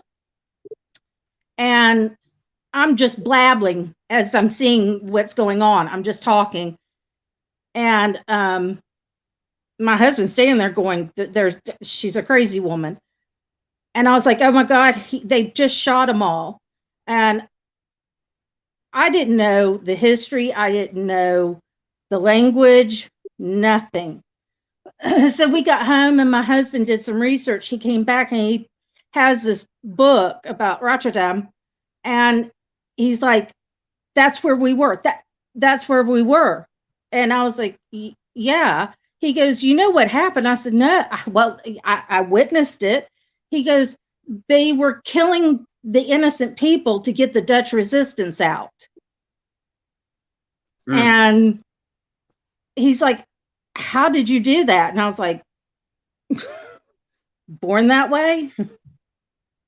And I was just picking up all kinds of residual energy everywhere. I mean, just everywhere. And I'm slowly pulling him into my world. And then we start, I remember when it really hit him, we had gotten a dog and our dog would pick up on it the minute I picked up on something and he'd start growling. And I would just lean over and pat him and go, it's okay. They're not going to hurt you. They're just coming by. And my husband gets up and he's walking all over the living room. The living room and dining room was one room. And he's walking. I was like, what are you doing?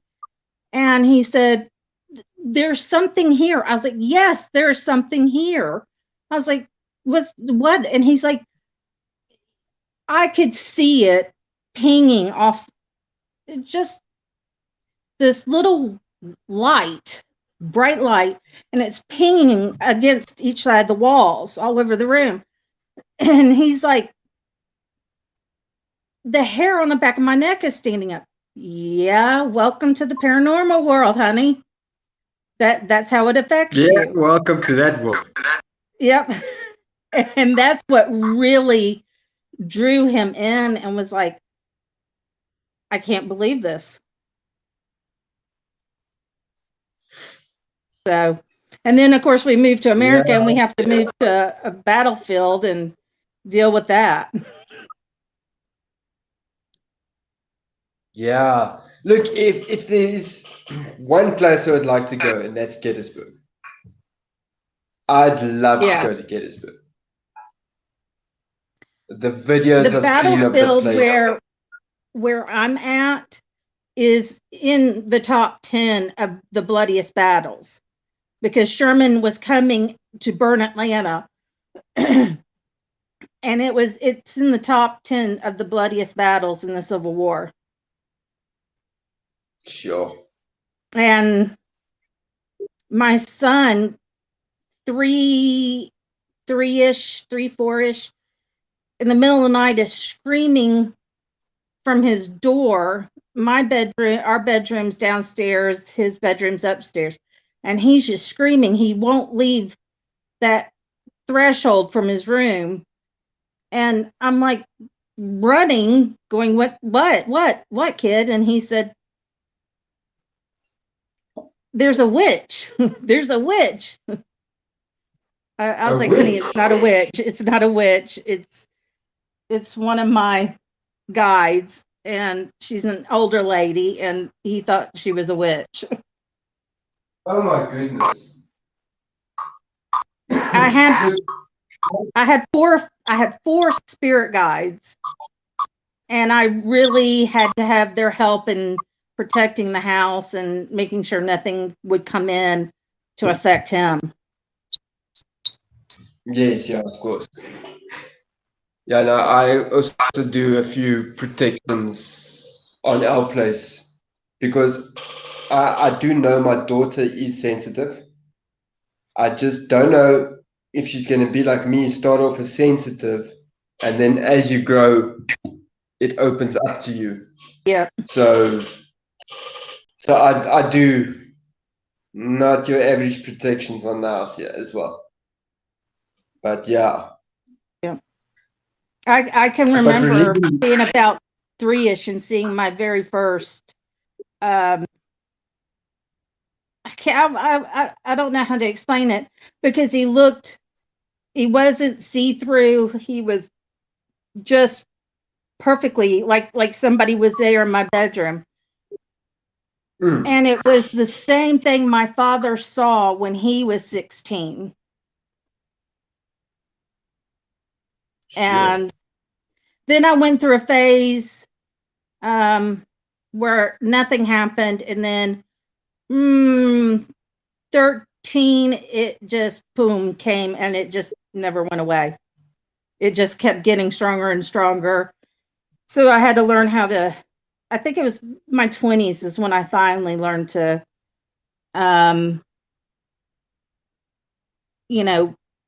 figure out what it was and how to work with it instead of against it.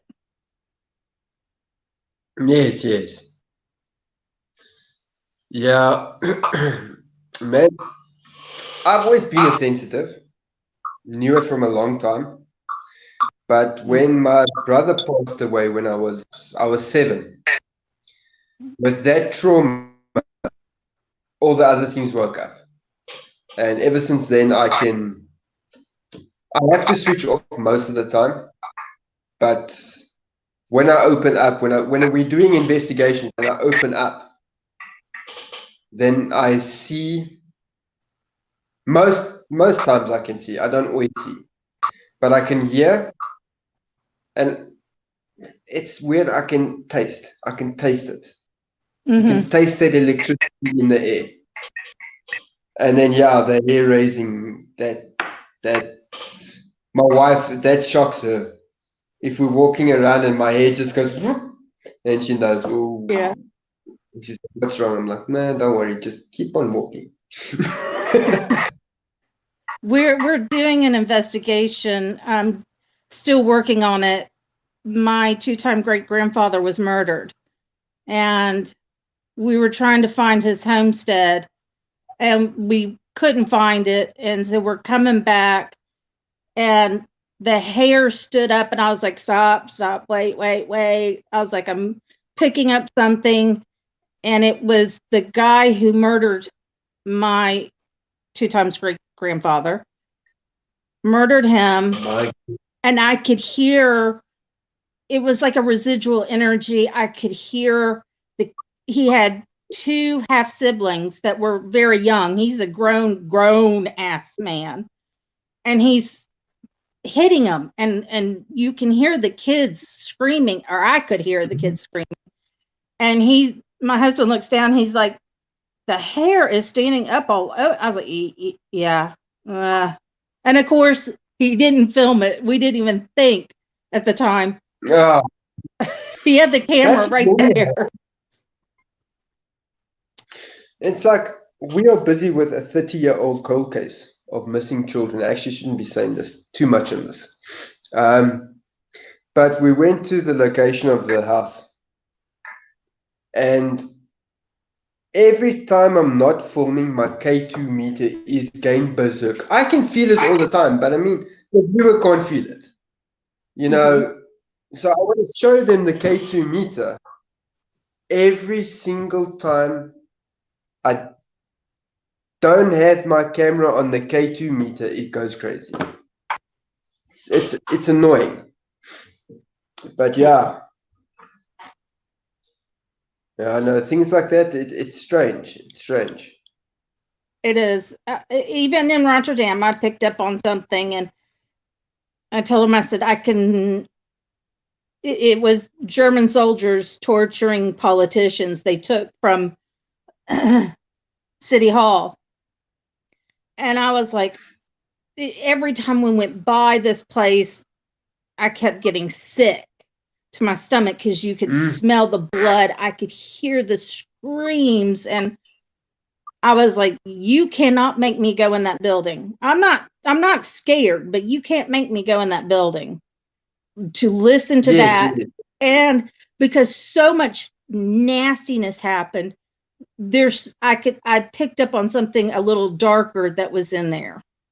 And I was like, no, no, I don't, they don't scare me. Like I have something now in the house, and I keep thinking it's my son, and it will peek through the door or at the foot of my bed. I kept seeing a head pop up, and I thought it was my son, and I get up, walk around, and there's nobody there. I was like, okay, little cheeky guy.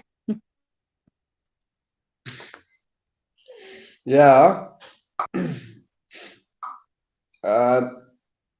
Talking like that, yeah, in Pretoria, we've got like, we call it the church play. I don't actually know what we call it. It's the center of the town, and it is surrounded by a building. And one building is called the Old Raadsaal. Now that's where they used to hang people back in the day. Now, unfortunately, you can't investigate there anymore. They've totally closed it off to investigators, period. But when I walk past there or anything, I can also hear the hangings.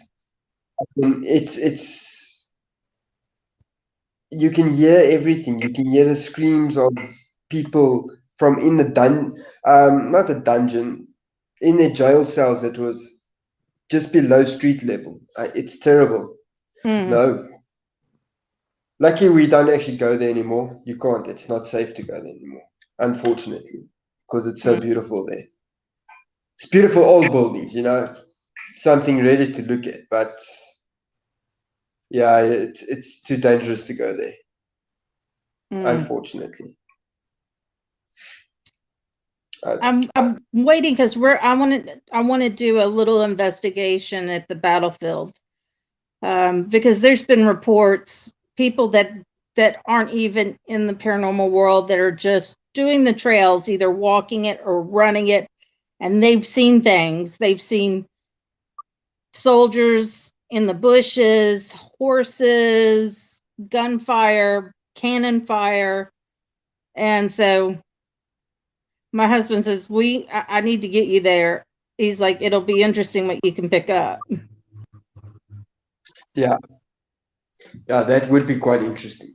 Now you see, yeah, where I am in the Moot area of Pretoria, this was all concentration camps. Everything was concentration camps and war zones. So we have a lot of activity here, but the Afrikaners, they don't believe in this type of stuff. They believe in the NG Kerk Bybeltjie, and that is it. And so that's why we don't actually get any calls to do private residences. So now we have to go to the hotspots, and we don't have that many. We really, in all honesty, and then when you can get to one, like the Kempton Park Hospital that I mentioned earlier, you've got to bribe the security to get into there. Wow. And because, okay, well, thank goodness there's security there, because they would have probably trashed that whole place completely by now. But yeah, we can't go to the castle in Cape Town. You've got to have special permission to do an investigation there. And so, yeah, I don't know. That's yeah, crazy. I see there's only 3 people in this thing left here now. That is sad. From 8 down to 3. It's 6 our time, so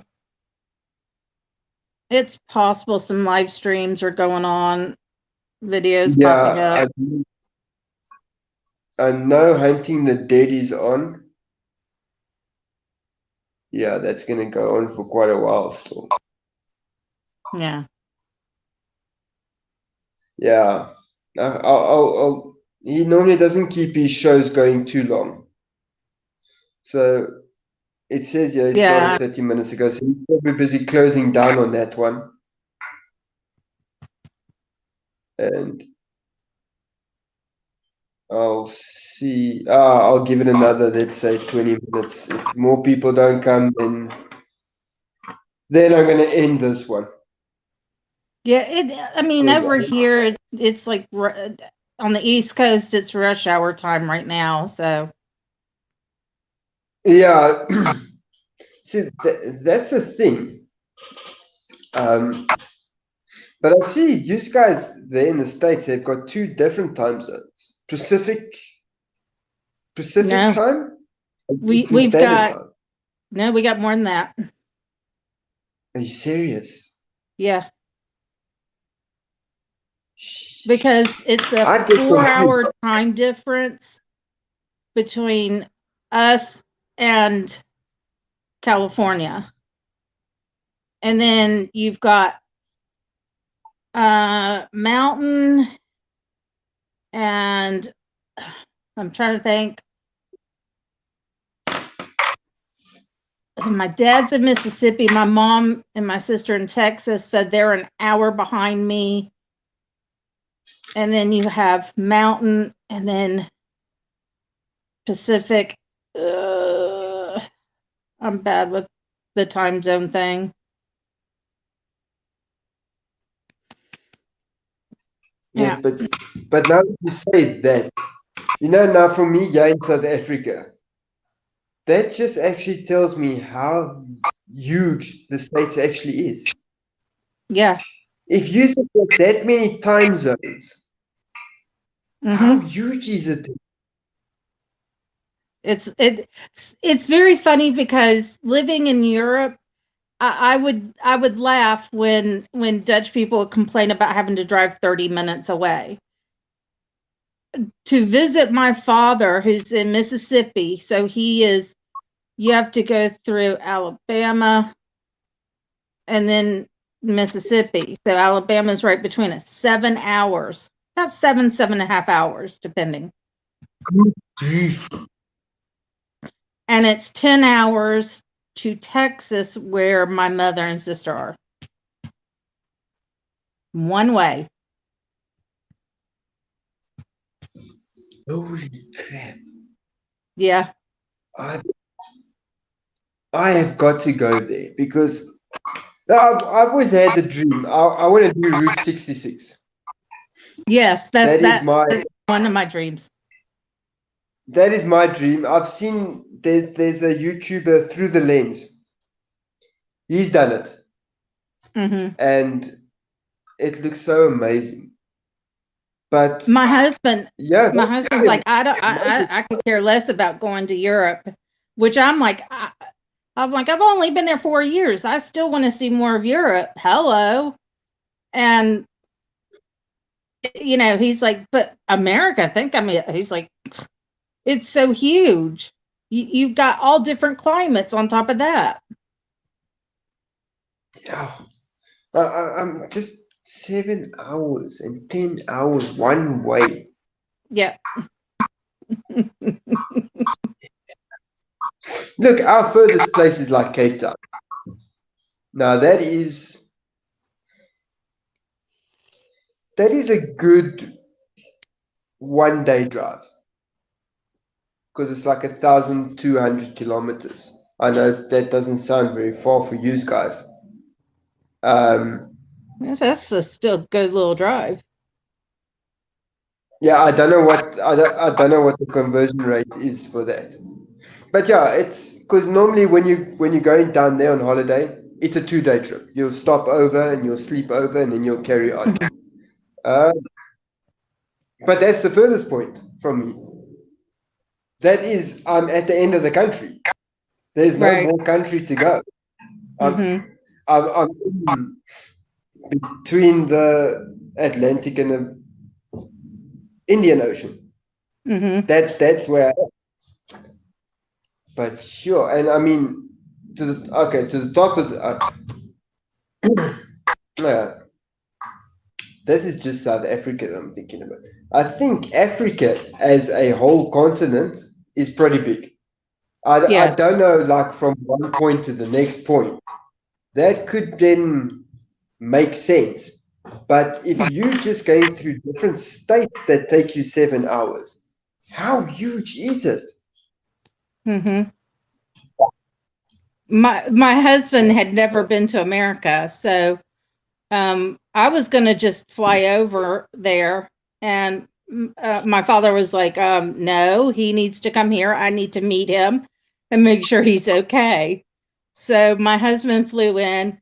We met with my father, who's in Mississippi, and then we drove the next day, 7.5 hours, and it was just blowing his mind because Georgia is bigger than Holland. New York is about the size.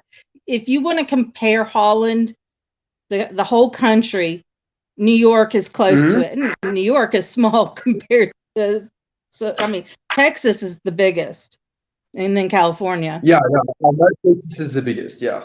Mm-hmm. So it just blew his mind that it took that long to get back to Georgia. He was just like, oh my God. I think the longest I drove straight was 14 hours. Yeah. And that was going to Florida. And then you don't. Wait, so you Florida's went right from below coast us. to coast. Florida's right below me. Okay, where are you? So I'm 'Cause I know Georgia, and Florida is the little panhandle on the East Coast. Okay. So I'm right above that little panhandle. Well, it's not little; it's a big panhandle. And then I'm right above Florida, and New York is Sure. uh, Way up higher. Yeah, that's New York probably would be a 17-hour drive. yeah, I know. Yesco and CJ drove from there down to Florida now a couple of weeks back, and it was an 18-hour drive. Yeah. Yeah, and that's just the one coast. Yep. I think the other coast is longer, if I'm not mistaken. It's, And if I'm I not mean, mistaken, depending, the other because you've coast is got California. Maine that's way up there. I mean, way up there. So, yeah, Maine could possibly be a little higher because it goes California, Washington on that west coast is the top. I mean, it borders Canada, but I would say Maine's probably a little bit higher.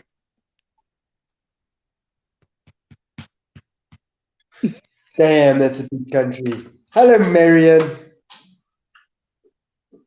Hello, Robson. Sorry, we were just in the middle of our conversation there, but I did Sorry. see you come in.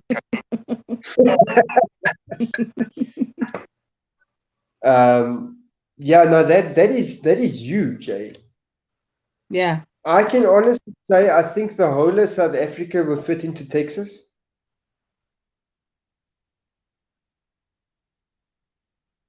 I think it would. Probably. I'm actually Because gonna, even Texas, I mean, Texas is just Texas itself. You have the plains and you've got coastline. If you go to the very top, a little bit of mountainous, not much. I mean, not like what we have here in Georgia. Our mountains are massive. yeah, you got the big mountains there, yeah. Mm-hmm. Which my husband loves because Holland's flat, so he loves the mountains. Yeah, I can imagine. I can imagine. Mm-hmm. Wow. Now, Yeah. I'm still a little bit at shock the size. Mm-hmm. You look at it on a map. Yeah, okay, it looks big. You watch a couple of videos. The guy takes 12 days to drive Route 66. Okay, but maybe he stopped in a lot of places. But now that makes sense. It wasn't that he stopped at so many places. It's just that damn big. Yeah. Because it goes right through the center to the bottom to California. Mm-hmm. From New York to California. Mm-hmm. Holy crap! 12. Yep.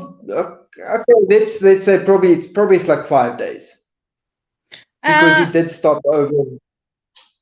If he's stopping, because now on Route 66, I mean it when they built the big freeways, Route 66, people stopped taking it. People are taking it now for more of a nostalgic type thing, so it's become more popular. But I think from California to New York, I think it's 2.5 days if you drive it and just stop and sleep and drive. Sure, but that's still far. Eh? Yes. Oh, yes. 2.5 days. Good grief. Mm-hmm. Yeah. I say everything's big.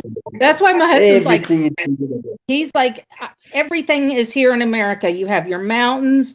He says you have your deserts.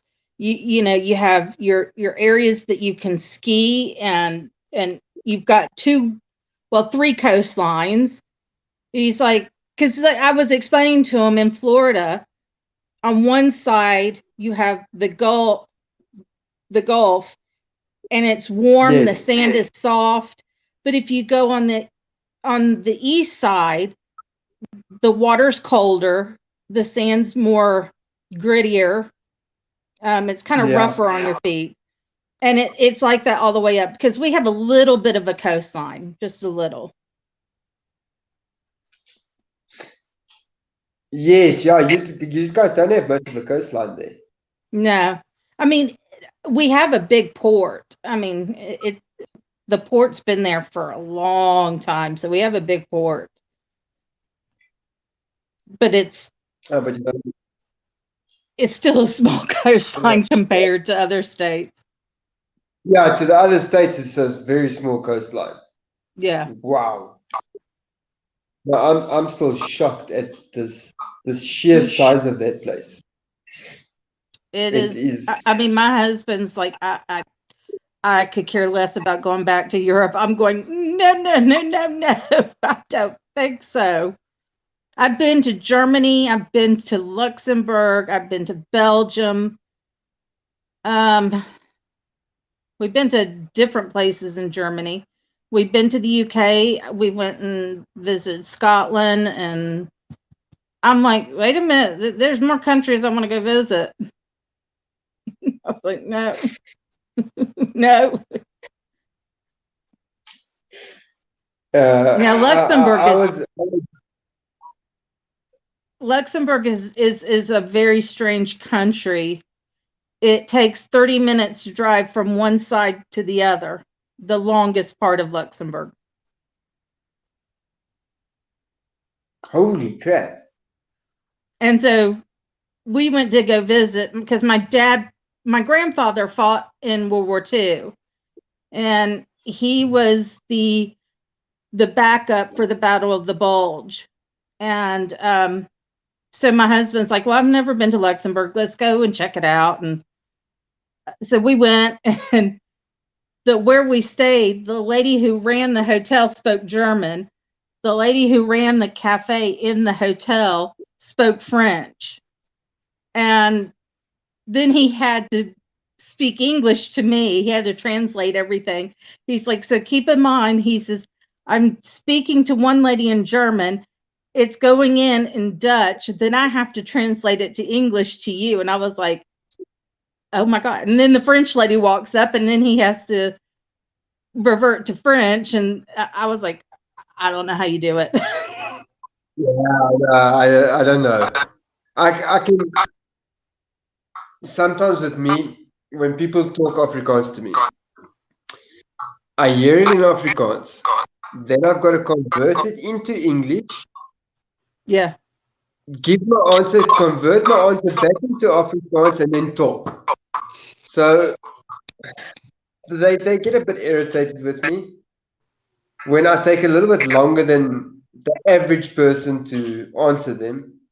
But I says to them, okay, how about we talk English? But I'm going to talk English the way I talk English. Right. Very fast. You're not gonna know what's going on.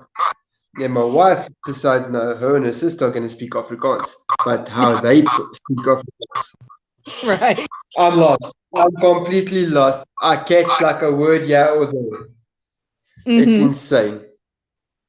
And it's funny. It blew my mind. But what blew my mind was figuring out how each culture worked. Because, I'm picking up things, and most Dutch people don't like to talk about, things that happened. And Yeah. I remember after I had my son there, my MS got worse. And so we had to have help come in. So I had 3 times a day somebody coming in, checking on me, making sure I'm okay. And I was talking to one of the ladies because it's the first Wednesday of every month they do the air raid sounds, the sirens. And I was telling her, Yes, I said, I said, it makes my skin crawl every time I hear that siren. I said, it really makes me uncomfortable, antsy. And she looked at me and she goes, you're the youngest person we care for. We care for all the elderlies. And she says, every month when that air raid siren goes off, she goes, they get the same reaction. She goes, that is bizarre that you're picking up on that. And I was like, no, it's not. But like the interesting yeah. I didn't realize it at the time until she said something. And then so it made sense to me why I felt so uncomfortable. But the interesting thing is how open the English are with the paranormal. They're really open about it.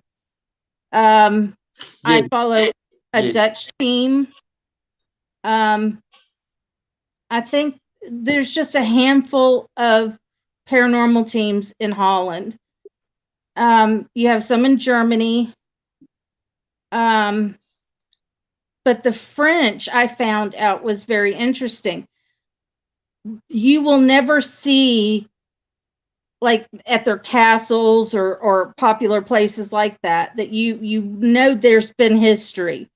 You will never see a paranormal investigation because a lady was doing a documentary, a French woman, and she was interviewing a bunch of UK teams. And she said, I find this very interesting how open y'all are with the paranormal.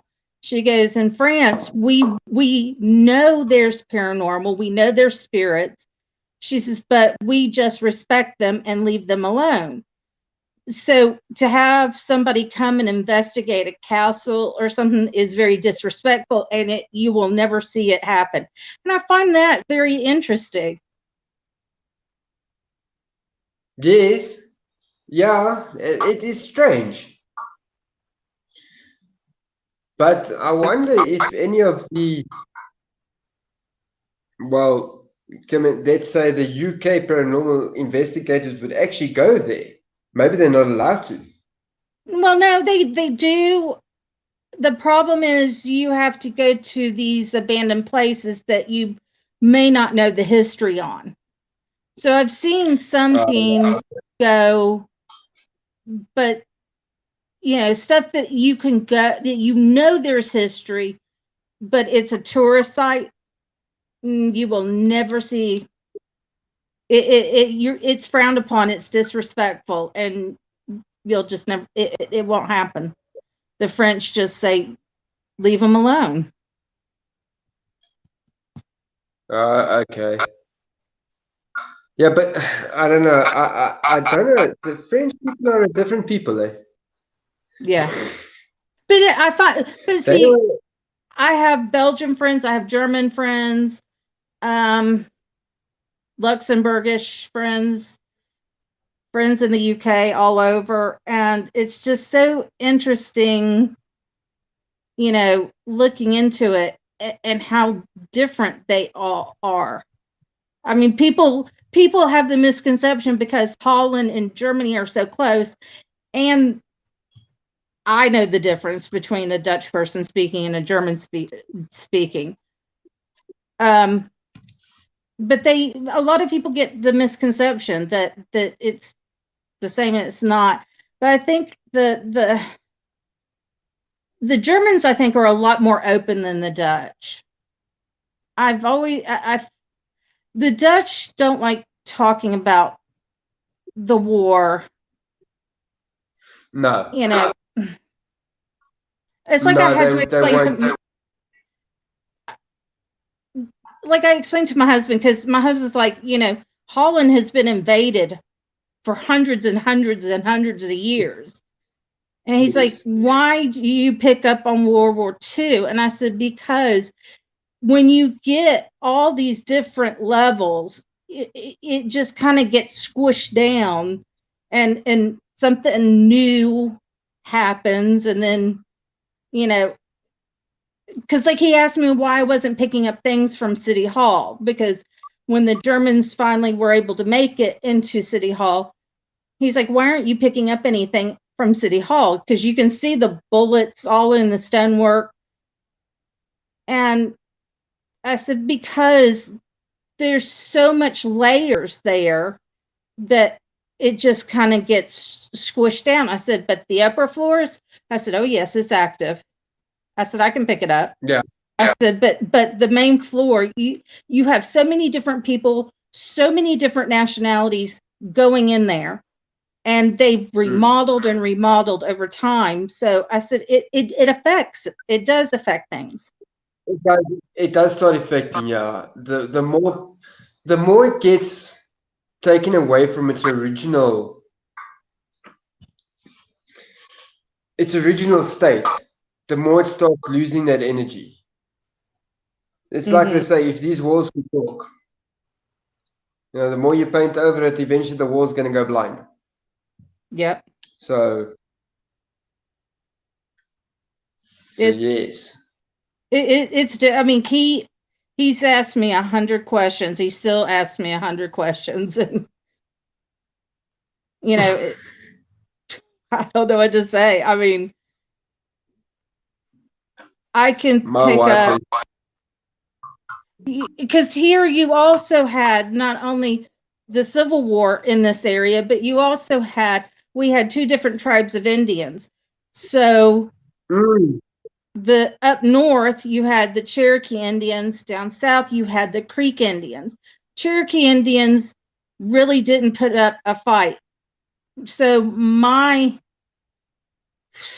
forever ago great grandfather fought in the Revolutionary War. And then he came home, and then they called him back into service, and he had to go to South Georgia to fight the Creek Indian War.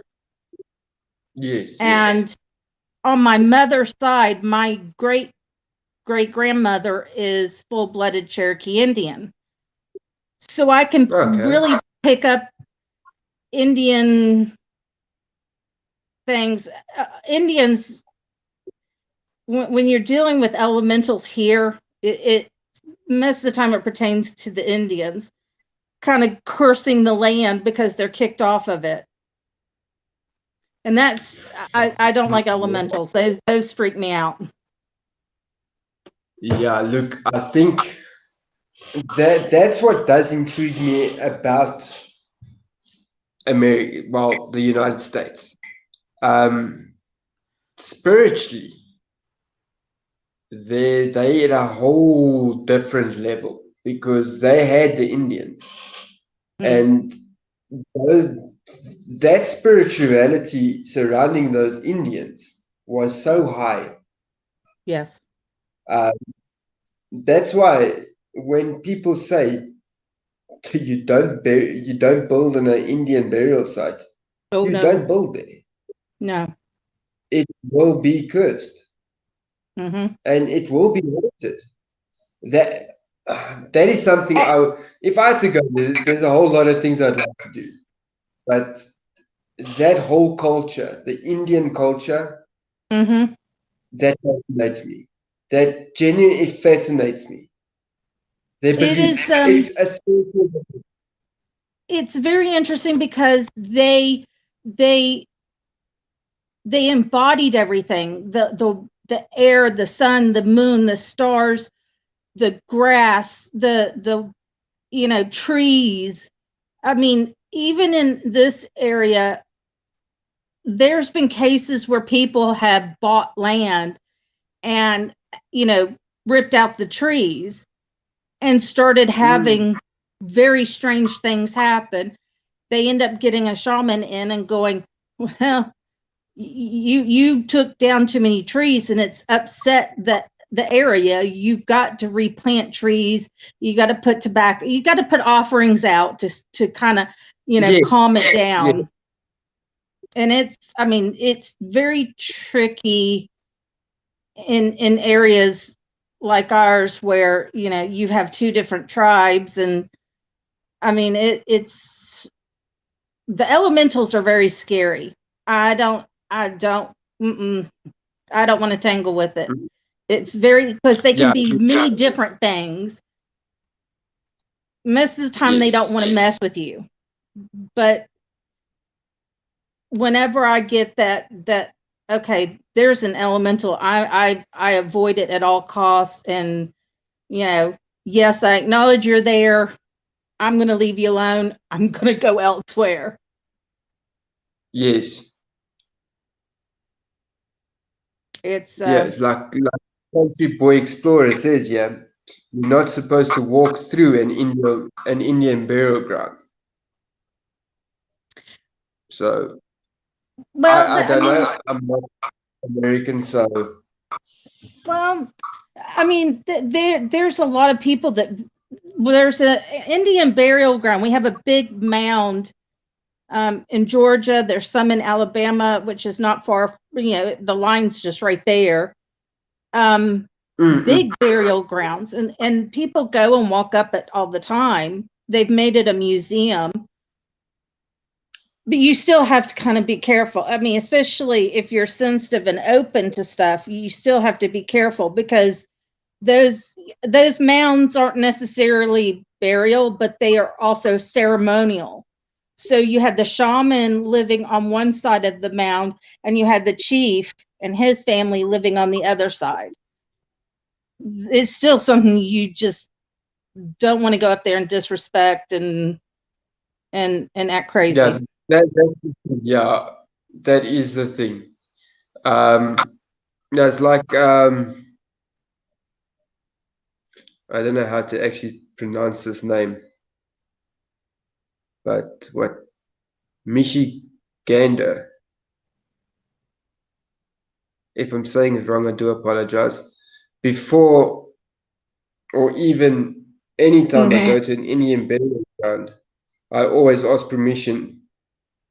If you do not get permission, you don't go through. Yes. Yeah. Yes. Yeah. I mean, you have to be respectful. You do. I mean, the last thing you want is an elemental that's taking notice of you. I've seen where people are like, you can't get rid of this thing. It's part of the trees, or it can be so many different things. The elementals are so many different things, and people are, what do we do? Move, because you can't do anything. You can't make them do anything.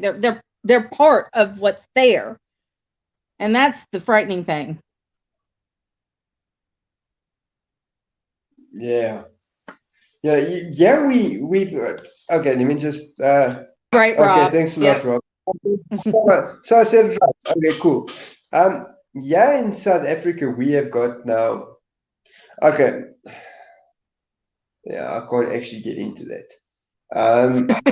We've also got.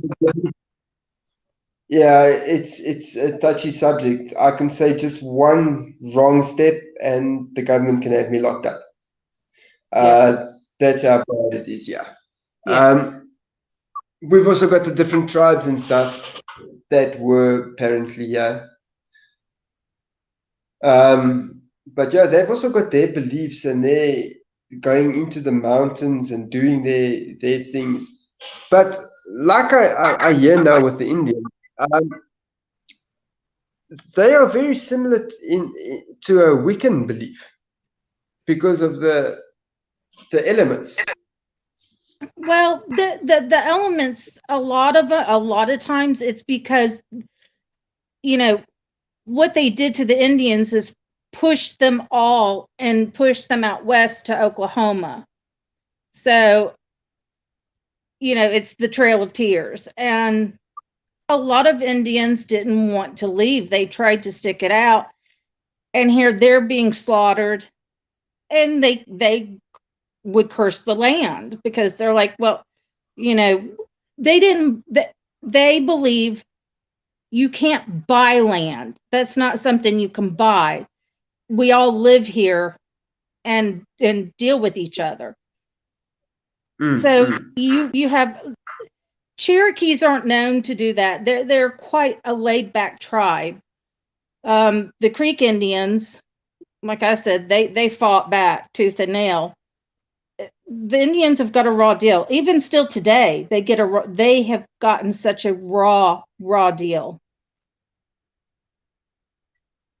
I mean, they were told that they could have this land, and then they were pushed off that land because they found, you know, some mineral the government wants. So the government kicked them off and said, okay, here's another piece of land. Even in the 70s, I mean, the government came after them.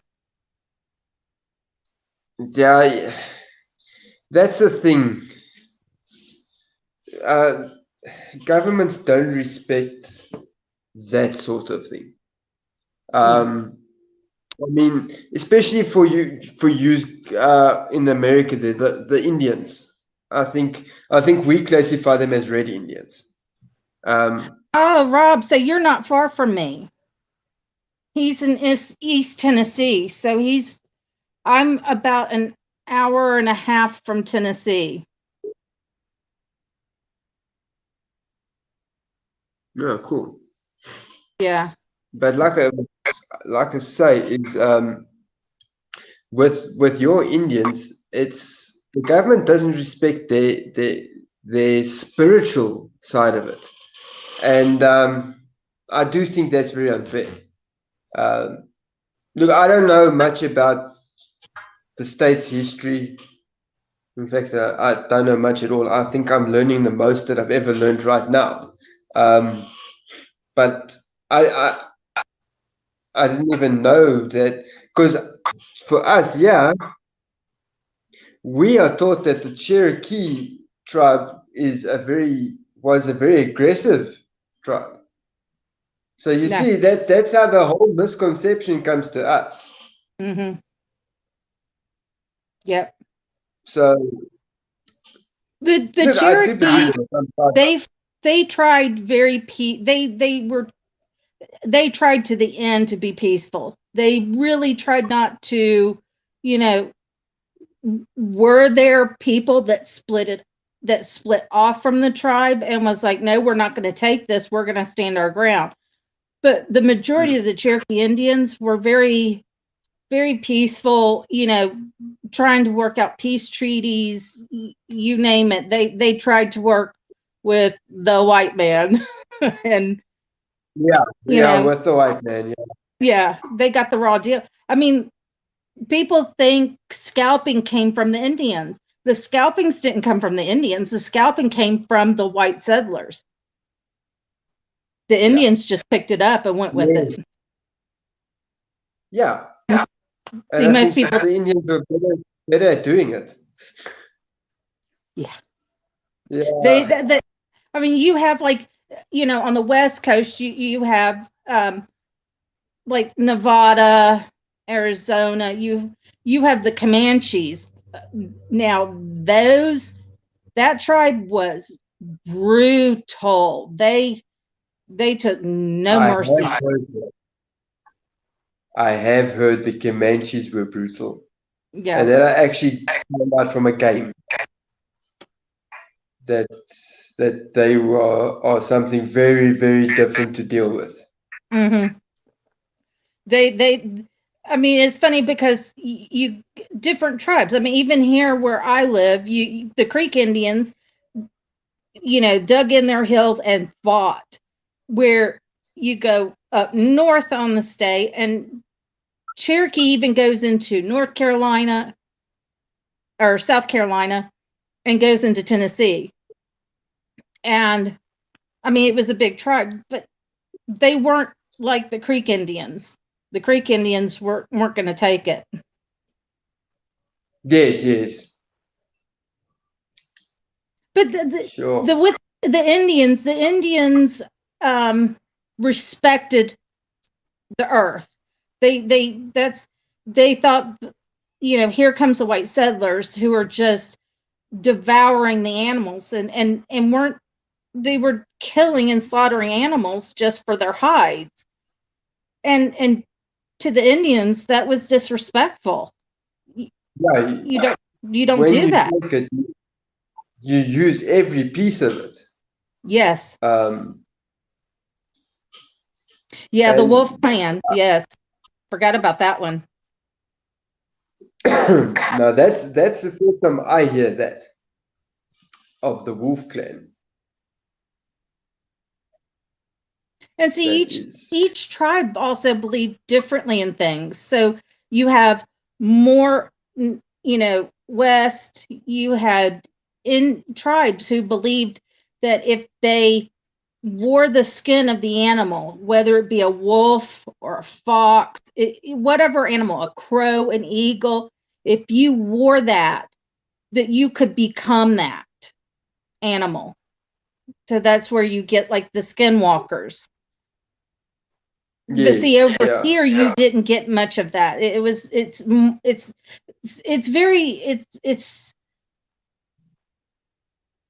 even for us here in America, it blows our mind. If you really dig in and listen to it and read and research, it's mind blowing how everybody did things differently and very, very bizarre. Very. You don't hear skinwalkers here on this side. Huh. So, you see, it was now different belief systems. Sure. Right. Right, country boy. I mean, even my husband finds it funny that in the South, and I used to have a much thicker Southern accent. It's his fault for making me live in Europe for 4 years. And even in the South, I can pick up where our dialect, our accent is different. Louisiana is different than Georgia. South Carolina Yes, is different than Georgia. Then you go up New York, and then you got you got New England, which is Connecticut and Rhode Island and all that, and they're different from Maine, which is not that far. I mean, it's mind blowing the different accents. You can tell a Texan from somebody like me. It's straight away, yeah. Because I mean, like, Yeah, I just have gotten into the South Cacs, and I just love them. And my husband was like, I love them too. yeah. And my husband was like, well, their accent's different. And I was like, yeah, they're from South Carolina, very different. Even Charleston, which is coastline, South Carolina, has a very distinct accent. Very, very weird. And it's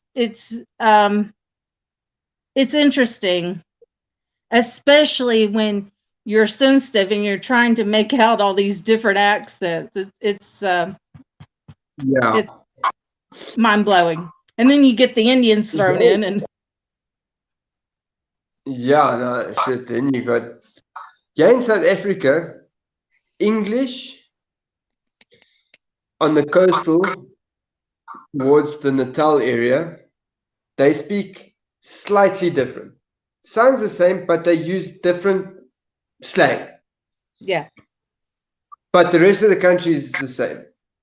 Now, Afrikaans, the people in the Cape speak a different kind of Afrikaans to the people up north. Mm-hmm. It's what's the thing that always gets me? Oh, I'll probably come to it just now. But yeah, that's one thing about us. You can't really tell. Okay, no, that guy's from there. You can tell a guy that comes from Natal. Yes, he sounds like that. But you'll have to listen very closely to catch it. Yeah. But there, again, it's the size of that damn country that people are so different. Mm-hmm. Yeah, that's amazing. I mean, you got New York, and you know, my husband always laughs because I'm like, it's New York. They got a very hard accent. We're in Louisiana. People always say, like, my husband's like, New Orleans. I said, no, Nolans. That's how you say it, Nolans. You don't say New Orleans, it's Nolans, baby. Yeah, no, that is strange, but that I hear from the different people that I follow and the different people I do reviews on. Everybody talks differently. Yeah, and that's what makes what I was doing so awesome, because you're actually learning a whole different culture of people just by doing what I do. And because Country Boy, he knows what I'm talking about. I mean, it's very different where you go, and it's so I mean, you can tell a Californian from a New York. And it's funny because when I was in Holland, we went to a bar in Belgium, and I'm sitting there talking, and this really big, tall guy is just standing there listening into our conversation. And he goes, your accent, where are you from? America. No, you're not. I was like, what? He goes, no, you're not from America. I was like, okay. I pull out my passport. I was like, it says United States right here. I'm American. Here's my picture. And he goes, I've never heard your accent. I said, wait, hang on. Let me guess. You've been to California? You've been to New York? He goes, how'd you know? Because that's where most people are. I said, bring it on down to the South. I said, where we're friendly and we talk to everybody. Nobody's a stranger. And I said, we'll say, hey, how you doing? It blew his mind. Yeah.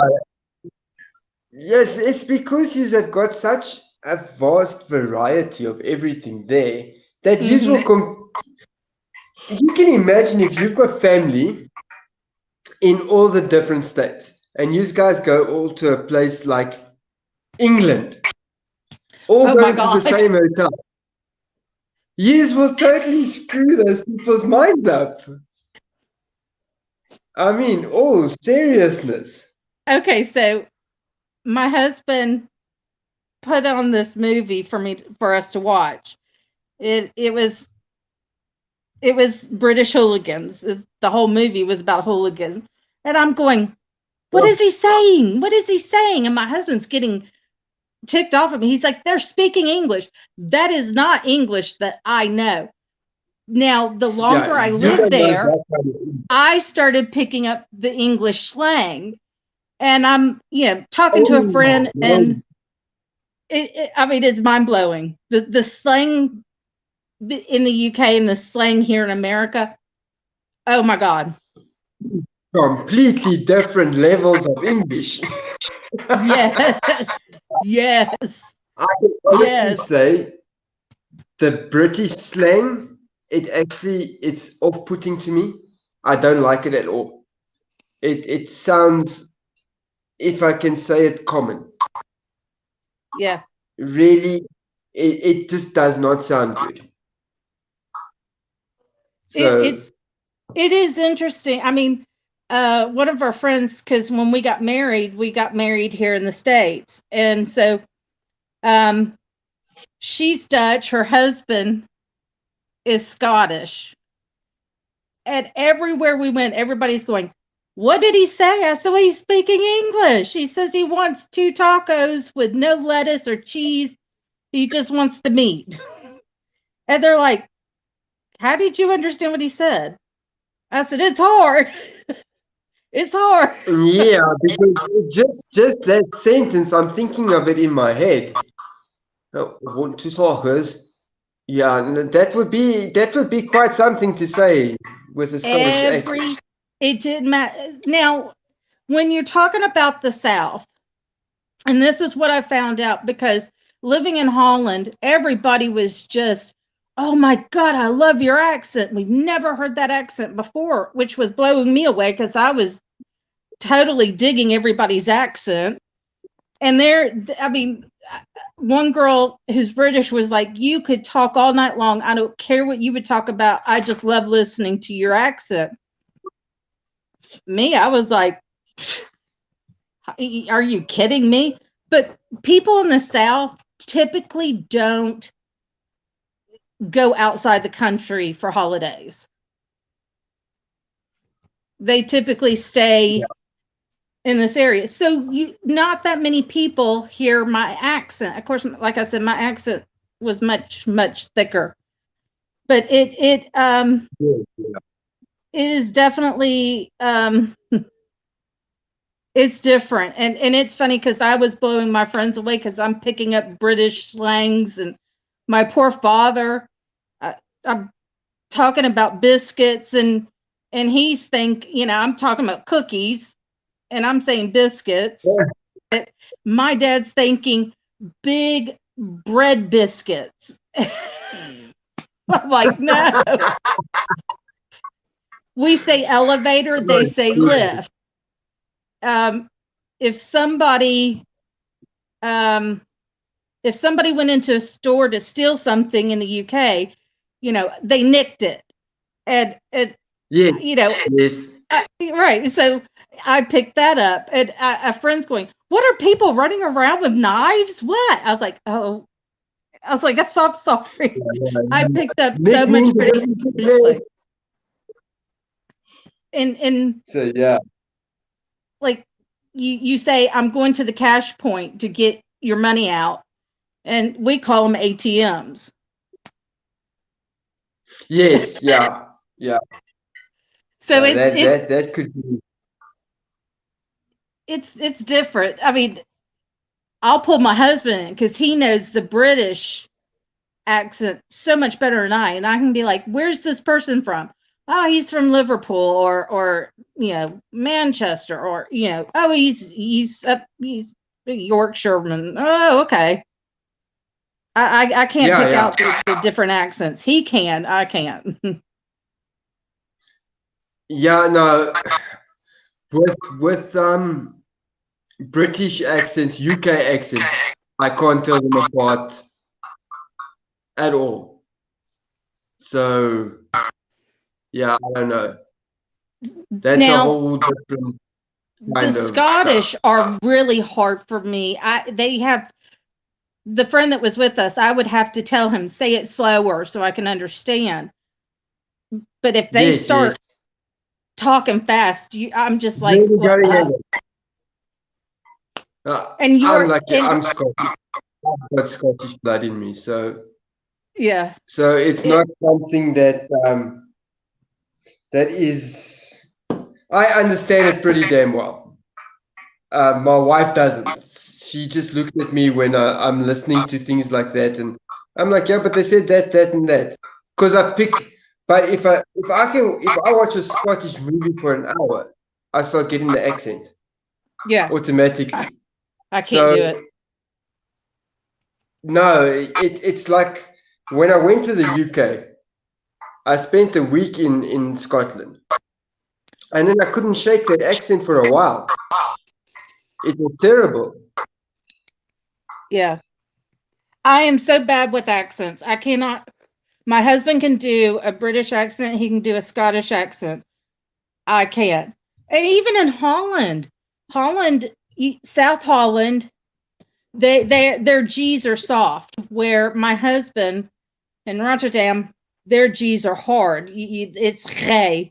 That took me almost 2 years to be able to say G. G. Oh. I can't do the R's because I don't know how to roll my tongue. It's the Southern accent. It just makes us lazy. So I can't roll my R's. Yes. See, I can say the alphabet in Dutch. I can say most of the numbers in Dutch. There's just not really that much I can say in Dutch. Ik hou van jou.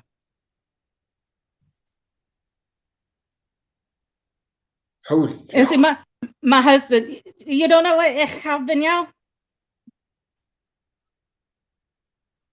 Nope, it doesn't come. I love you. It's I love you. Ik hou van jou. Yeah. Took me forever to be able to say that.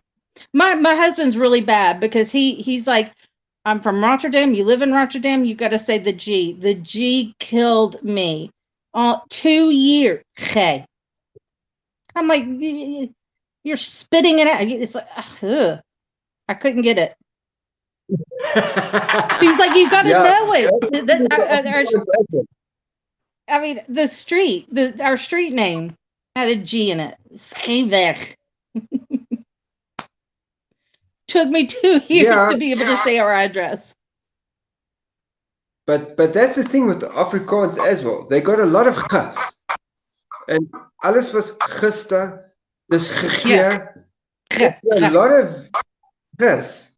Yeah. It's insane. Mm-hmm. I think you would actually enjoy joining this conversation because she can speak that. She speaks German. Now my husband can do German very well. It's if he chooses to speak it. My mom's boyfriend is German, but he worked in Rotterdam in the port, so he knows Dutch. And my husband will not speak German to him. Will not. Oh, okay. It's that Dutch-German thing, you know, the war and you know.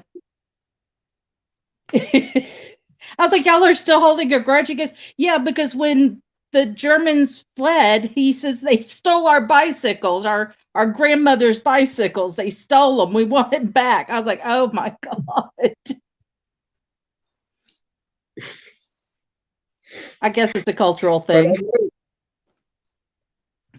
But I know there was, my grandmother told me something once that they had, I don't know what country she was from, but she kept on saying, her poes is in die kas. So my grandma's like, okay, so the cats, so the cat is in the cupboard. And she's like, no, it's a broom. I mean, where does Puss and Broom get anywhere near each other? I mean, that's insane. But I don't know what country, I can't remember. I don't remember the whole story. My mother used to tell it all the time. But it's been a while. In Dutch, my husband says puss is cat. So you were correct in thinking cat. Yeah, that's how I know it as well. Puss is cat. And it's not a nasty word or anything like that. Right. It is just how it is. Yeah. I mean, it's very interesting. I mean, just learning the culture is. I in Holland, I became friends with a gay guy, and here in America, we say gay. Well, over there, you know, he's like homo, and I'm like, oh, that's the slang. In America, you don't do that. That you know, he's like, that's but we're fine. homosexuals. He's like, so, you know, homo is not a bad word. I was like, oh, okay. And then, it blew my mind. We were shopping, and there's this little girl next to me, and she kept saying, shit, shit, shit. I'm looking at my husband going, why is she cussing? Because she's not cussing. Shit is like, dang, darn it. You know, I was like, oh, okay. I said, don't teach the kid that. Because if we go to America, my family's going to be like, no, no, no. It's it's very, very different. Like my husband's mom was long past before I came into the picture, and it wasn't until 3 years into me living there, his dad brought his girlfriend into the house. Oh Lord. I was like, we'd leave, and I'm like, oh, your mom's not happy. She's not happy. Never felt her. Another woman moves into a house that she sat down with an architect, planned it, built it. It was her house. Her ashes are in the backyard. Another woman comes in. He's like, what did she say? I said, oh, no, it was in Dutch. I don't know. And that's another misconception a lot of Americans have, is they think they can go to other countries and pick up English. I was like, no, all I heard, spirits speaking in Dutch. That's all I heard. If we went to Germany and I happened to pick up on something, it was German. I was like, why do they think that spirits can speak English if That right there. That right there. And I'm sorry now, the guys can crucify me what they want to. But if a British person goes to a German haunted castle, you can't speak English to them. Nope. They don't understand you. Nope. And then they speak in English and they're getting these results back, and that is bullshit. Yeah. That is pure. I've seen British people and American people go to Romania and think Vlad spoke English to them. I was like, Vlad didn't speak English to you. Vlad did not. Their English wasn't even around. He's not going to speak English to you. He doesn't know English. I mean, and I know because living there, being in these countries, I heard the spirits. I heard they didn't speak English to me. I heard wherever we were at. That's what I heard. Now his mother can speak English. And in the beginning, all I picked up was Dutch. And it's a long story, but something was one night I woke up in the middle of the night and felt something very nasty in the house. It was going after my son. And I woke my husband up and I said, you need to follow me upstairs. He's like, why? I was like, just follow me. I said, don't come in the room.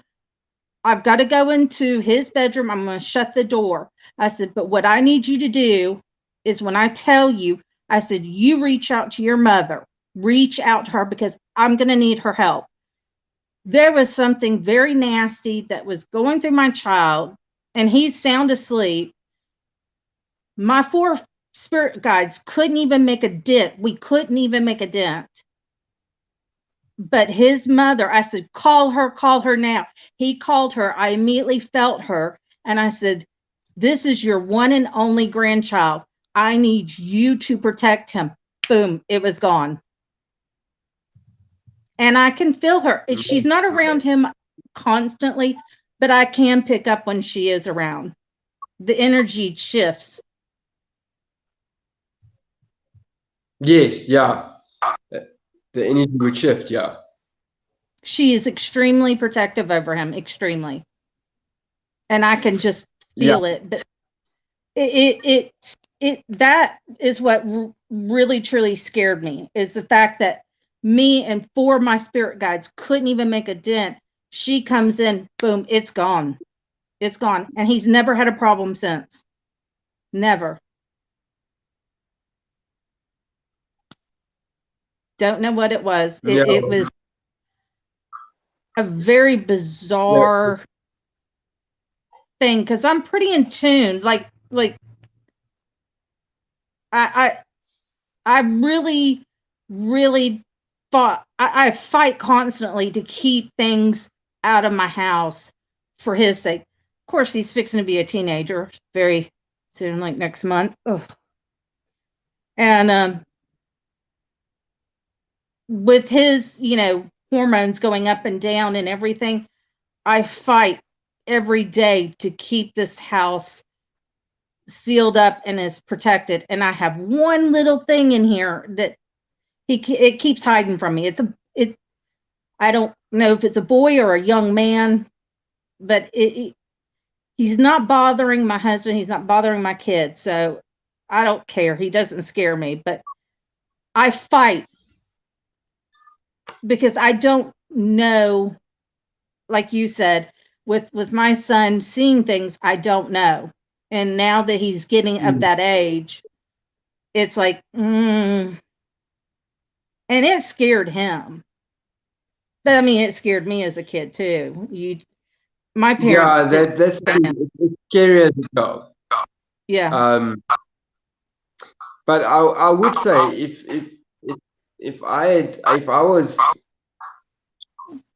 able to have the guidance that is now available through YouTube, through the people on YouTube and stuff like that, I think I would have embraced my gift a bit more. Yeah. And not have like shut it down. And with me shutting it down for so long, I actually weakened it.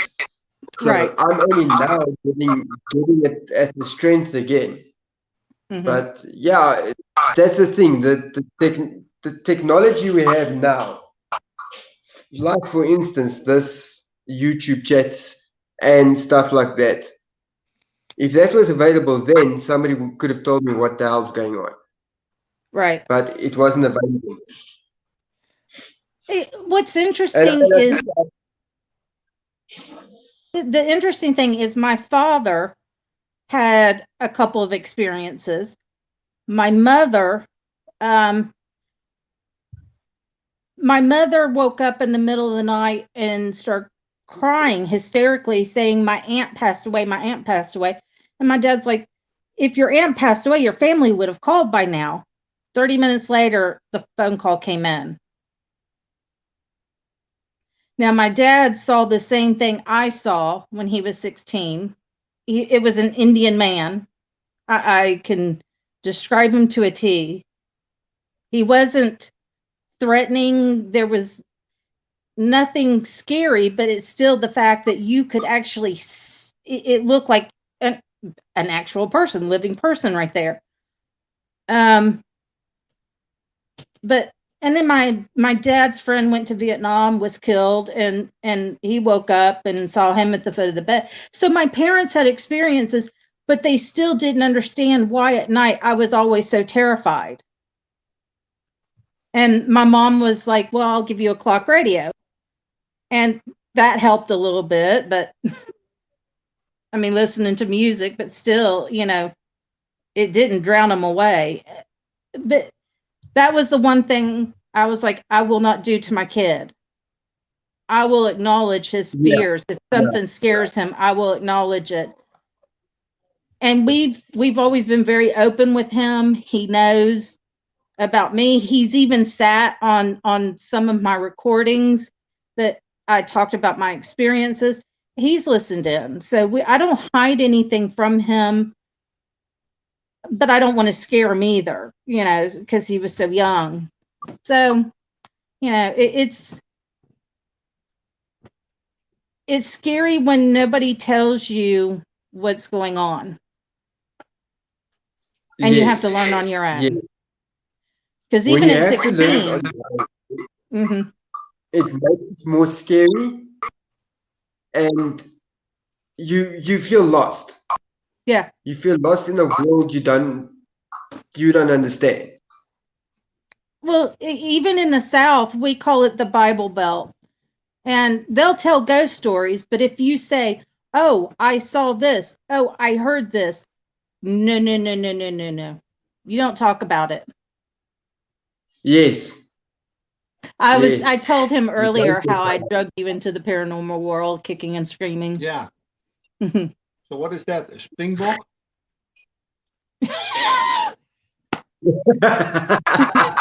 Here comes my husband again. Speak German. He'll probably understand you better. No, probably not. If he talks it too fast. Don't speak German too fast. Was soll das denn? Ja? Habt ihr nicht genug gehabt? No, I haven't had enough yet. Well, then we know that. Yeah, good for him. Yep. Not in my world. It's funny, a lot of the languages I can understand it, some of it, but I can't speak it. It's weird. That was the thing.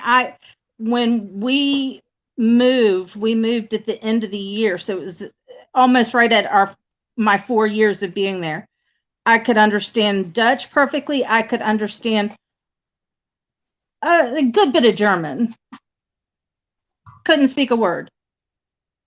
And our son, of course, was learning 2 languages at the same time, because I spoke English. My husband spoke Dutch.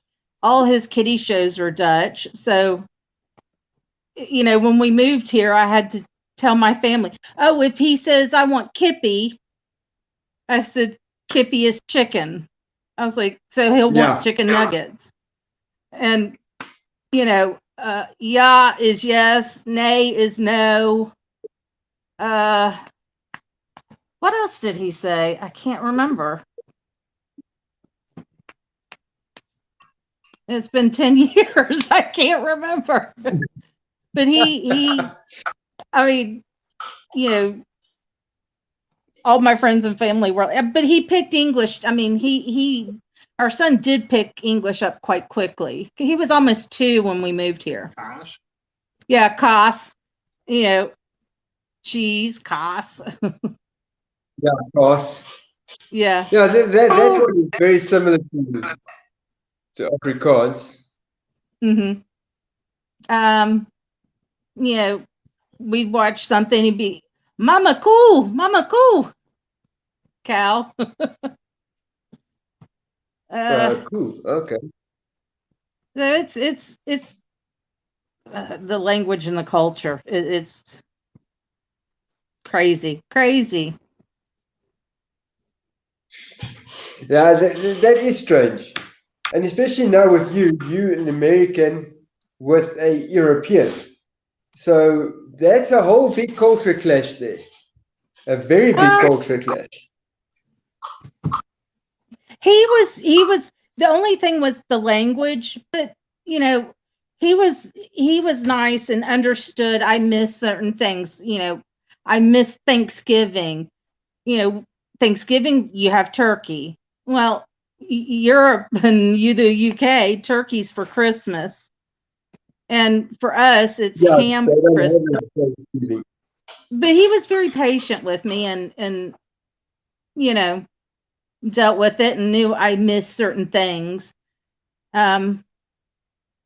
Christmas was a thing because the Dutch celebrate Santa Claus, St. Nicholas, on the 5th of December. Yes. And then, you know, everybody else did Christmas, even the Germans did Christmas on the 25th. So that, but even still, he was very patient and you know, he's like, well, Santa Claus is for children, it's not for adults. And you know, it's just, we didn't really have too much of a culture clash. I found certain things weird, like if you went to somebody's house, you couldn't ask for, you know, if they gave you coffee and biscuits, it was rude to ask for more biscuits. They had to offer it to you first. Yeah. So Yeah. it was little things like that we I found interesting, but culture. The only thing is the first year, and I'm not a person that cries easily.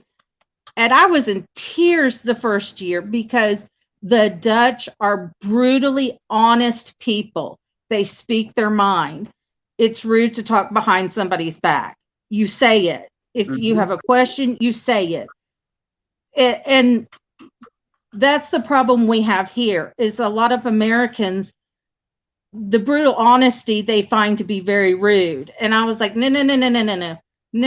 It's rude to talk behind somebody's back. So you ask that person. And that's the only thing we had a problem. I got used to it. I appreciated it because I was like, well, I like the honesty. I like, it took a year, but I still, I respected it. But I'd rather hear it from the mouth of the horse than anybody that just makes assumptions about something. That's true. That is true.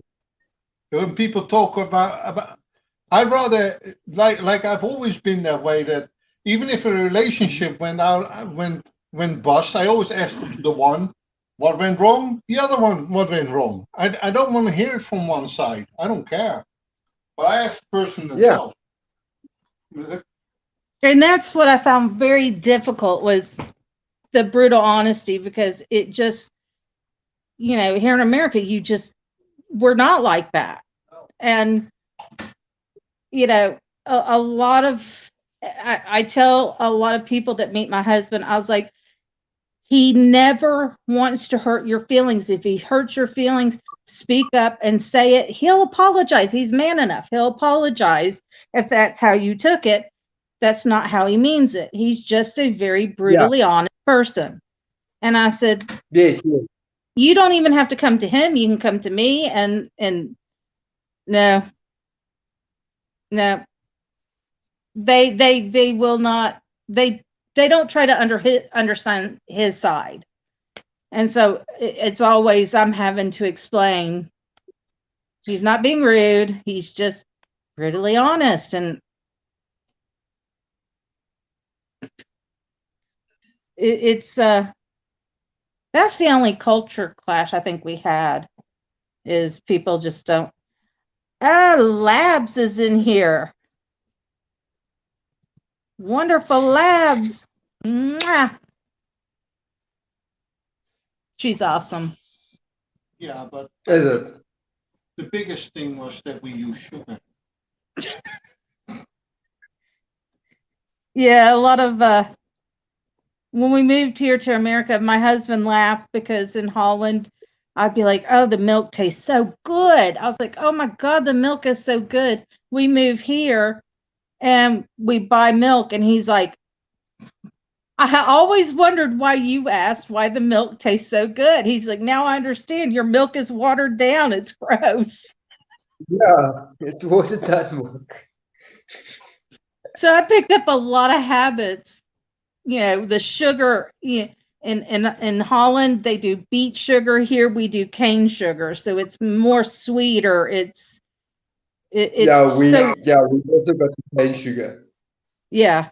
See, beet sugar's nice. It's hard to melt, but it's nice because it's not so sweet and sharp on your tongue. And Yes, to find beet sugar is just you can find it here in America. They do cane and beet, but I think we make the beet more for the Canadians. Oh, okay. But there's things that I've missed food wise when it comes to Holland. Well, some things are just like that. You can keep bread for weeks over here. I never bread. How do you do that? Hey, Lab. Lab's my girl. I love her. She's great. I've seen her around once or twice before. Mm-hmm. She's awesome. Can't say a bad word about her. And then there's something I just want to address here quickly. Frankie, why are you taking down your channel?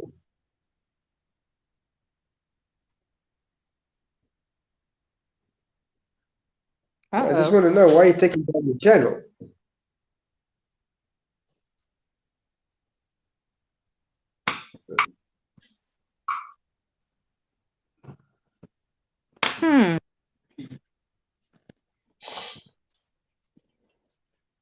Because, sorry, I'm a few messages back, so I just catch it every now and then, and I'm like, wait, I see that. For me, I have to click off the screen to see the chat. So I'm constantly, every time I see it pop up, I'm having to check it.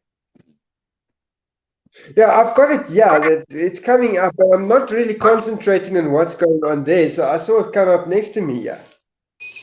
I don't know if it's still in the chat room.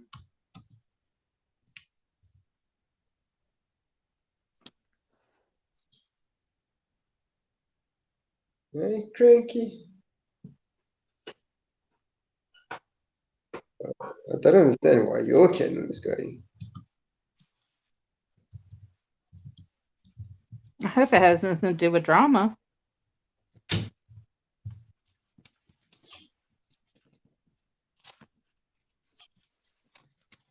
I try and stay out of it. I don't know.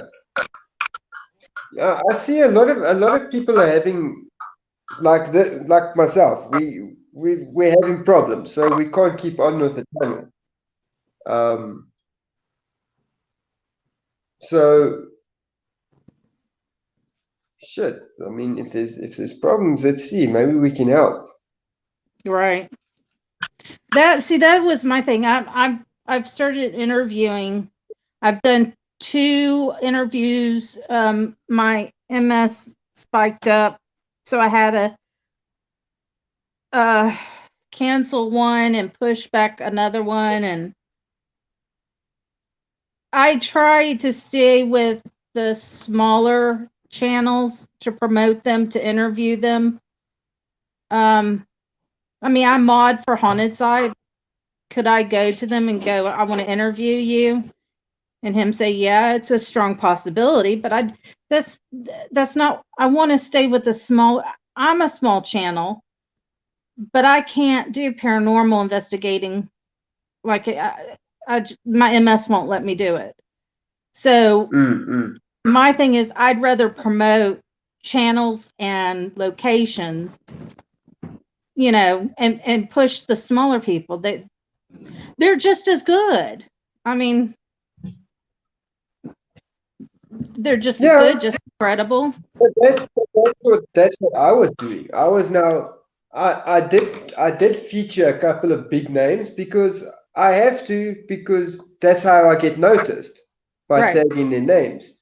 But I preferred to do the guys with 5,000 subs, 1,000. There was Patricia Boyer only has 352 subs. Mm-hmm. That's what I want, so that everybody can reach that point of at least 1,000 subs and get And the it's viewing hard. hours. It is very hard to hit 1,000 subs. I tell you, It it is. what I find It weird is is insane. I have my YouTube channel and I have a Facebook page. Um, and everybody always asks what Almanet is. Almanet is the first three letters of America, the last three letters of the Netherlands. Almanet. Mm. It's three. Yeah, so that's how we came Almanet, America, Netherlands. And I've got 81 subs on my YouTube channel. I have 157 on my Facebook page. The Facebook algorithm is so much different than the YouTube. It's crazy. Yes. And when I On my other stream, channel. go ahead. Sorry. No. Carry on. Because Um, you're going to talk about streaming on Facebook. yeah, StreamYard. Because what we did, because I wanted to get into interviewing. I was like, well, we need to interview from YouTube and Facebook at the same time. So we got into StreamYard so I could do that. Because I was like, Oh, okay. the algorithms are so different. And there's people in Facebook that won't come to YouTube, and there's people on YouTube that won't go to Facebook. So that I was Yes. like, I have to, Yes. if we're going to do it, we got to do it that way. That is the problem, because on my the paranormal channel I have, we've got a Facebook page. Man, it's going good. It's like got 900 followers, South Mhm. African followers. So I tell them, listen, yeah, this is my YouTube channel. Mhm. Nope, they won't. 5 of them came over. Mhm. 5. So Yep. I've actually just stopped with you, Facebook. I've deleted that account. I've said, no, The I'm not going to Facebook anymore.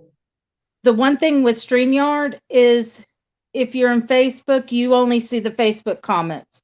If you come in under YouTube, you only see but from on our side, you see both at the same time.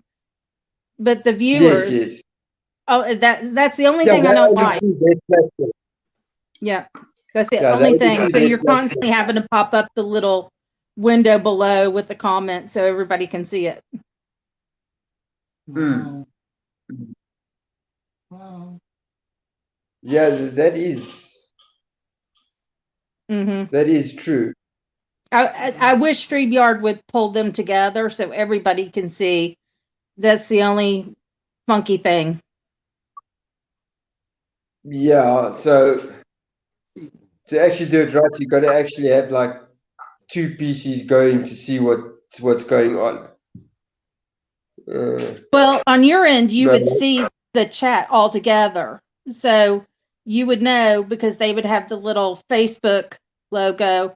yeah, And the if Facebook and the yeah, so on your side, you would see it. But on the viewer side, you only see the stream that you're in, either Facebook or YouTube comments. no, okay, yeah, no, okay. That's That's interesting. the only that I mean from on our side, it's not a big deal because we see both streams at the same time. But for the viewers, they don't see both streams. They only see the stream that they're in, either Facebook or YouTube, which I wish just put them together. That's my Yeah, that's just all put right. together. Yeah. Mm-hmm. I was like, if you can do it on our side, you should be able to do it on their side. But Yes. It's hard. It is hard. For me, I know I will never be a huge channel because I can't go out there and investigate like everybody does. Then that's what people want to see. They don't want to hear somebody go blah blah blah blah. Yeah, they And don't want somebody that can only push out one video a month or one video every 3 months. They want people that push out every second day. Yep. And that's unfortunately the reality of it. Yep. But I mean, I had an urban explorer. He's open to the paranormal side, and I wanted to interview him. And he's a big channel, but it's hard to get urban explorers to come on because then they don't want to be recognized as paranormal. And I'm like, no, well, we're going to talk about what you do. We'll touch on the paranormal side, but I understand you don't want to be lumped in. And it's hard. And he's the only channel. And I said, I know I'm a small channel. I'm never going to be a big channel. And he's like, oh, don't think that way. I'm just speaking the truth. I'm not going to be a big channel. I cannot put out, going and investigating. I can't. It just won't let me. yeah. So I understand that. And so my thing, I love the paranormal. I love so many sides it has, so many aspects. What one group will experience, another group will come in and experience something totally different. So I like that aspect. And so I'm like, well, I'll just, interview people and push their channel. To me, that's a heck of a lot better. And I mean, when I was working, I was marketing. I was an administrative assistant to a VP of marketing and a VP of sales. So I have that marketing side of me, and I'm like, oh, don't worry, I will create your promo banner when I premiere it, and just give me your logos. If you want pictures, I will put that on there. And then I literally go through their entire channel and make notes, and they'll send me clips of what they find interesting in their investigations. And if they miss something, I can go through my notes and go, but we got to talk about this. This is just as important. And so it's I work hard. I mean, it ain't easy doing that, but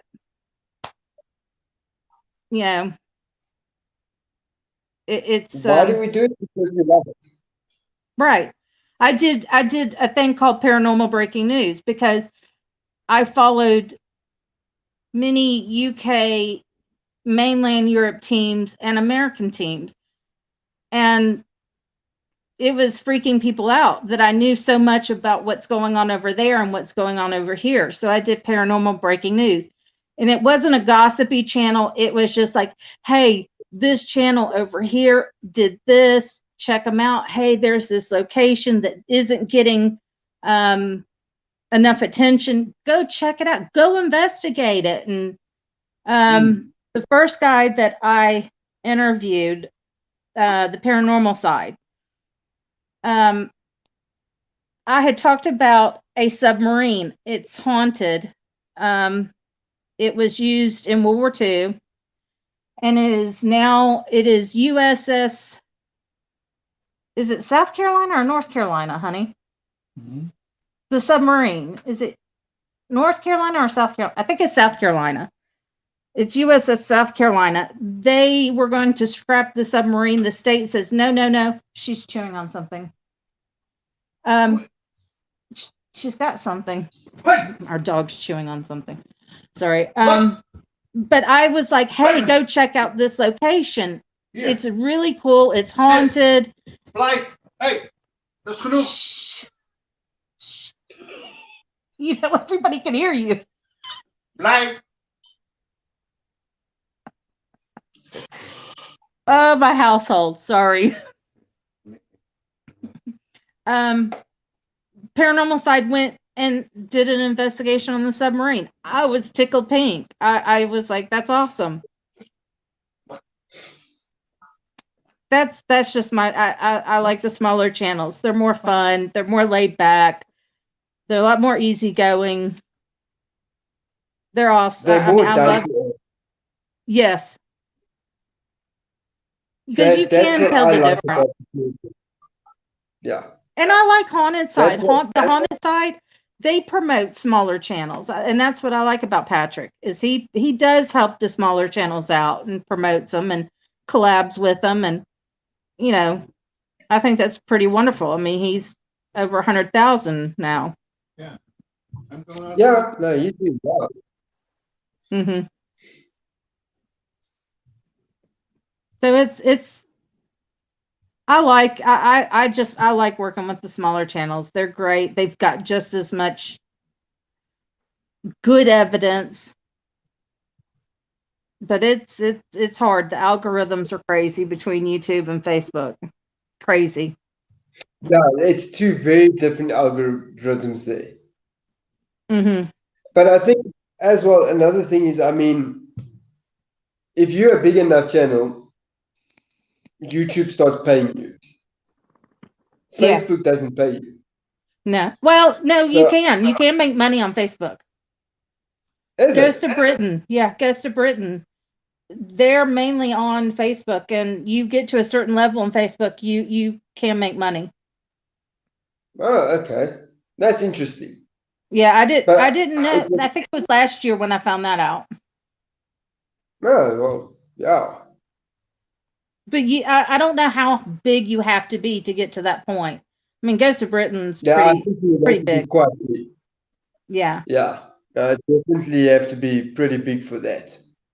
See, my thing is, I'm not an investigator. So for me to be monetized, for me to I don't want to accept money from anybody. I don't have to buy equipment. I don't have to pay for locations. I'd rather that money go towards these channels that investigate. For me, it doesn't make sense. Yeah, yeah. That's not why I got. For me, that's why I haven't gotten into it. Money's that no. I don't have those expenses. Honestly, for me, the channel, if it had to start making money, and the merch had to start selling and things like that, it would mainly be for new equipment. Because Right. to do all my editing on my phone, it's difficult. Yep. When I do go to an investigation, I don't have these nice infrared cameras. Right. Something that I can't go and buy, and especially now. So when a channel is making money, I could then Right. actually afford to put it back into the channel. I'm Right. not talking about making a living off it. Definitely Right. not make a living off it. But put it back into the channel for better content. Yep. That's what I would use it for.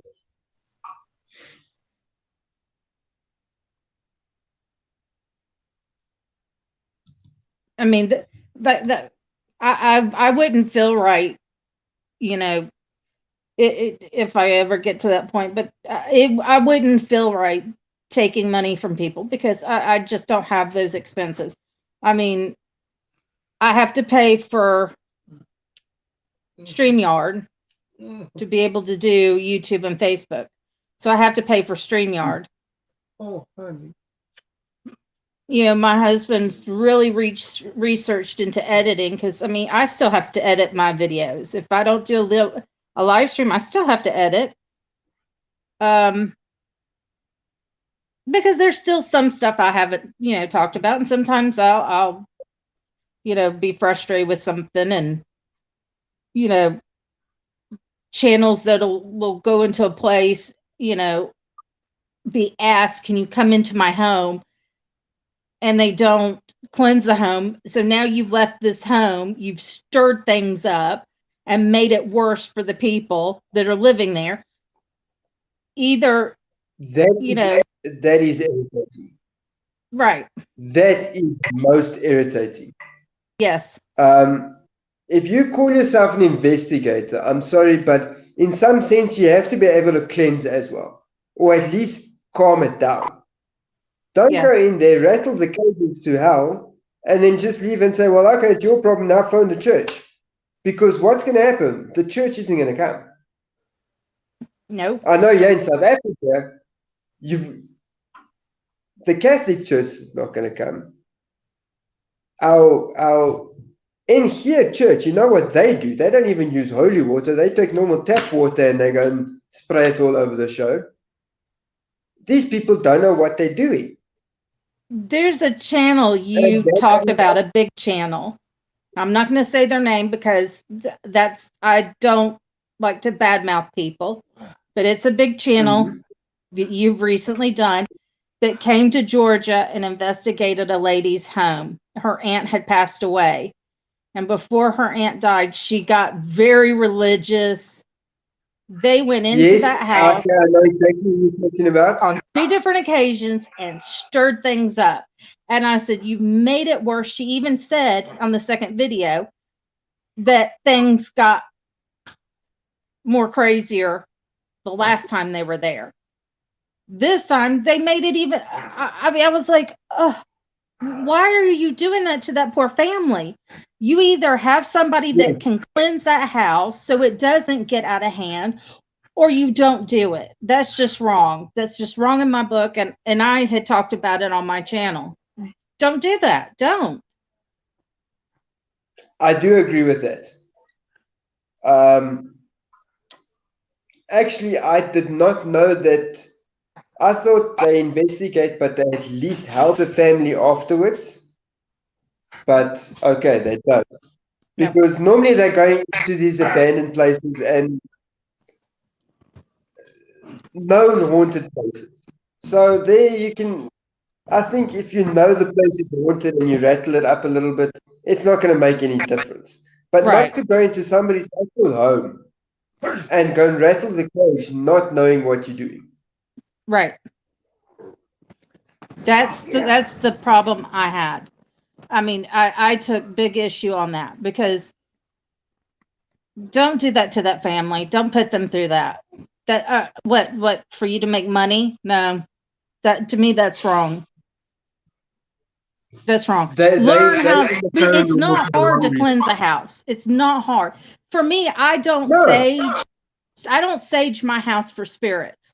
I've never saged for spirits because I can deal with them on my own. I can invite them or I can make them go. My house was built in 83 and a lot of negative things happened in the house. So I saged because every once in a while that spike will happen and I sage for the negativity that's in the house, not spirits.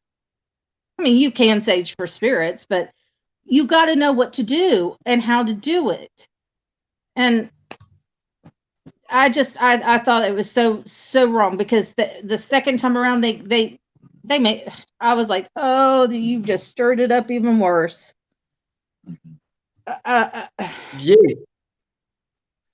Yes. We've got,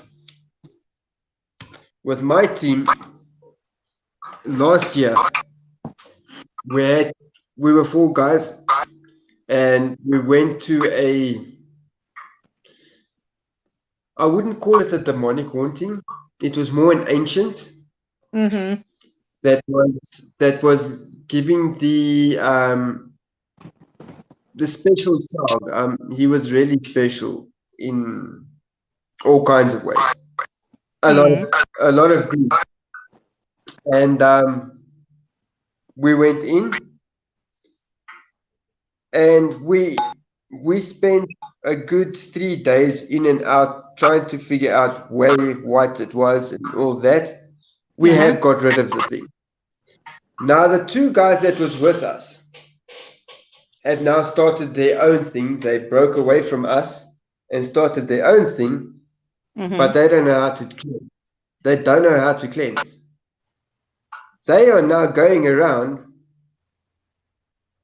using, I won't say our name, but our tactics that we had to get people to open up, because here in South Africa, people don't open up to the paranormal. Right. Using our tactics and then going to screw it up, which makes people not want to trust us now. Right. Because who am I better than that? Are you a reverend? No, I'm not a reverend. Are you a priest? No, I'm not a priest. Then Right. just go. Because we've already had these guys. These guys are idiots.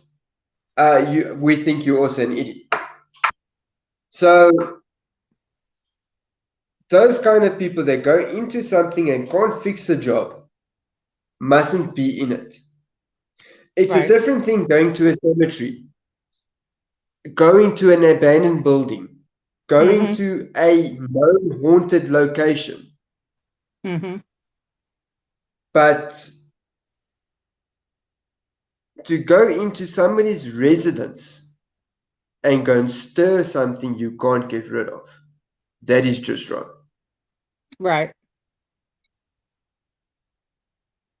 I that's my main gripe is if you're going to do residential, then you need to learn how to cleanse a house, or you find a backup team that'll come in and do it. I Yes, mean, yes. and there are teams that don't know how to cleanse, and they go, hey, I'm going into this house. Will you come in after us and cleanse it? Yeah, no problem. Yes. Plenty of people out there There that I don't can have do a that. problem with. Yeah, This one there is a lot particular of people. team does not. They do not. Yes. Okay. And Well, you see, I didn't know that. yeah, I thought they at least send somebody in after them. Yeah. nope. So And I've been trying to find out where I mean, because Georgia's a big state, and I've been trying to find out where this house is in Georgia. They did this because I would be willing to go in and cleanse it. and cleanse this thing. I things don't scare me. I would be willing to help them out. I hate families that are stuck in that position and they think they're getting somebody in that's going to help them and they make it worse. Cannot have no tolerance for that. It's just wrong. They don't have to live there and put up with it. That family does. And you could put the family even in more trouble. Yeah. That's Yeah. my biggest gripe. Because sometimes you think it's just a haunting. It could be a lot more sinister than just a haunting. And then you got other problems. I got to answer the question. I'm American. We live in America. My husband's Dutch. So I lived in Holland for 4 years. We moved back to America. So sorry for the confusion on that. Whoops. I've gotten involved in so many different teams. I'm going to interview the Dutch team. And she's a wonderful, lovely lady. But everything's done in Dutch. She can speak English, but I don't know why she won't do it in English. Her channel would grow even bigger if it was English. Yeah, I do notice the when you have a paranormal channel, your biggest audience is America. And UK. That is your biggest audience. And everyone subscribes to every one of the channels. Most of the time. Yeah. Because if you are for instance, a Lucid fan, you eventually gonna like my channel as well because we are all in the same family. And I'm sure some of the people that if they're not subscribed to your channel, they're gonna go and subscribe to it. And that's how we're gonna grow. Right. If people only realize that this is there's a lot of people doing it. but we're a very Yeah. small community, Yes. and we stick together. Yes. We might be in different cliques, yes, Mm-hmm. but we are all in a family, and when the pawpaw strikes the fan, we all stick together. Yeah. So, Like you know, like the person I won't mention is 3 hours from me and has gotten under my skin so bad. If I knew I wouldn't go to jail, I would drive those 3 hours over there and introduce my foot to somebody's rear end. I That's would how love much to do that to you. I don't even go to jail, and I'll enjoy going you to know who jail I'm with you, talking Richie. about. You know exactly who Yes, I'm talking. Yes. I think you've seen my other videos, what I think about that person. 3. I have mm, Yeah, mm, I've got no.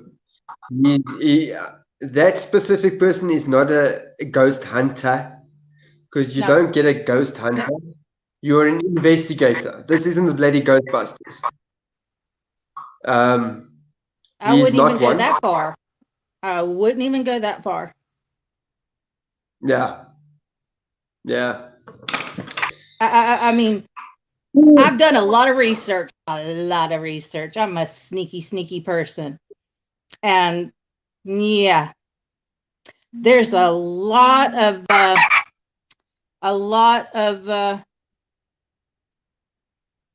dirt I have on said person. He's a sensation seeker. That's what he is. Clout chaser. Because he's keeps on, yes, because he keeps on slamming on one person. And why? Because that person has 3 million subs. See, my thing is, I don't watch that person, but that's okay. And I don't dog on anybody that does watch that person. I don't care. I don't like troublemakers. I don't agree. Why stir the pot? What is that going to do? What is Why that going to is he constantly stirring the pot? I mean, he already. Yeah, no, I'm not even I going to go know. into it. It's Because hard. It's seriously, hard. I'm biting my tongue, slap it's, off. mm. I've said what I wanted to say about him, and I've left it at that.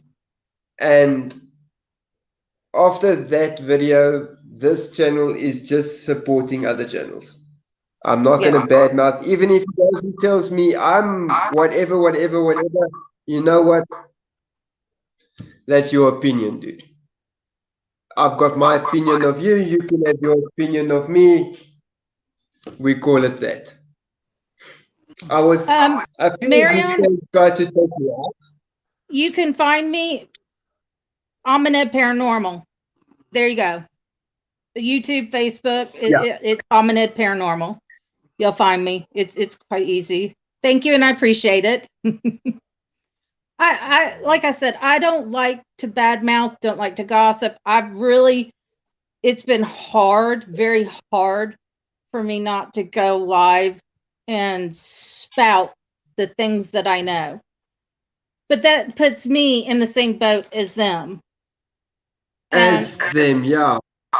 And I don't want my channel to go that way. Trust me, it's been hard. It's been hard. And this dude's close to me. Mm-hmm. Yeah, that is pretty damn close. Mm-hmm.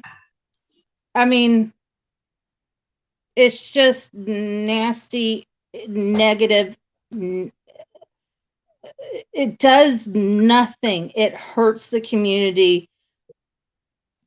I've heard people say debunkers hurt the community. No, I don't believe that, because everybody can believe in whatever they want. Everybody investigates differently. I don't think Yes. debunking channels are bad. But No. what this person does is just nastiness. It's not Look, even. I think the debunkers as well, yes.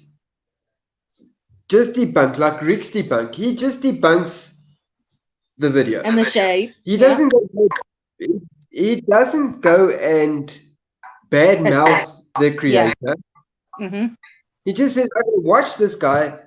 He fakes his stuff." Mm-hmm. I look at it And he this way. shows it. He backs it You up. know, And that's the important thing. yes, They back him and shape. They back it up. They don't badmouth. They don't attack. And they still say, "Hey, go subscribe to them." Just because I'm debunking them doesn't mean that you have to hate that channel. That's not the whole point of yes. it. The whole point And is showing this other person doesn't even do that. There's tell us why. There's no explanation. like It's just attack. like I said in my last video, you know what? If you want to debunk these guys, they tell you where they've gone. Go there, do an investigation yourself, and then tell us if there is something or not. Right. That is the right way to debunk somebody. Yes. Except if you can see a string attached to something, yes, yeah, okay, that's one thing. But because you say you are a professional paranormal, whatever you want to call your flippin' pansy ass, go to those places because every single one of the people mention where they go to. Mm-hmm. Go there and investigate it yourself and let us see your footage. I think what I got tickled the most about was that certain locations you have to pay to get into them. You pay because they are upkeeping that location. If they didn't charge people to investigate, how are they going to maintain that building? It costs money. Exactly. Where are you going to get the money? You've got to charge for them to go to these locations. I mean, I'm sorry, but that's just the fact. Now, some locations I disagree with the amount that they charge, the outrageous amounts that they charge. I know, like for the Conjuring house, the guy who bought it, he was he's in a paranormal group, and $125. 120 because he knows, you know, how outrageous some locations charge to come in. And that's one thing I've loved about Corey. When he bought the Conjuring house, he's like, "I'm not charging outrageous prices for people to investigate here. It's active. We know it's active." And he could actually charge a hell of a lot because it is a guaranteed active house. Yes. I mean, I can go into notorious haunted houses, yeah, and maybe 1 or 5 times that I go there, I actually do get something. Mm-hmm. The spirits don't also light switch that you turn on and off. They appear when they want to. Mm-hmm. And if they want to. And then it also depends on the time of day, time of year, the season. All those things do contribute to a paranormal haunting. Your house may be haunted 2 months a year. Mm-hmm. And people don't understand that. No, I find wintertime, things tend to ramp up in the wintertime. Yes. That's what I find. It's what I hear. It's what I pick up. And I'm in an active area, a big battle. I mean, so I can hear it. And it's funny because, and I'm not trying to talk bad about people, but there's some people out there that'll say, "I'm sensitive." Okay, well, you tell me when you first contact a spirit, what is something you hear? The thing I hear all the time is, and especially my area being a battlefield, that's 1860s. Women didn't wear pants. Women wore dresses. So they always talked about what you wore. For me, my hairstyle, because I have a very unusual hairstyle. It's quite long right now, but Yes. that's the other thing I hear. What's wrong with her hair? Why is she dressed that way? That is the one thing I Yes. always pick up, depending on how old it goes. So if Yeah, I'm depends dealing on with the the, era. that is what I did a spirit box session just to see if I could get anything from an SB7. Hooked it up. I said, okay. I centered myself. I reached out, and my husband's filming the whole thing. I've got it on my channel. And I was like, they're down there. My deck is a story up. So I'm like, they're down in the garden. I can feel them. And I'm like, come on up, come on up. They haven't been contacted. So they're very confused. They're talking about the way I look and how I dress. And I'm trying to communicate with them. I was like, come use the spirit box. They don't know what a radio is. They don't. They're asking me, why? You obviously can hear me. Why do I need, what's that? It's making a horrible noise. I mean, Yes.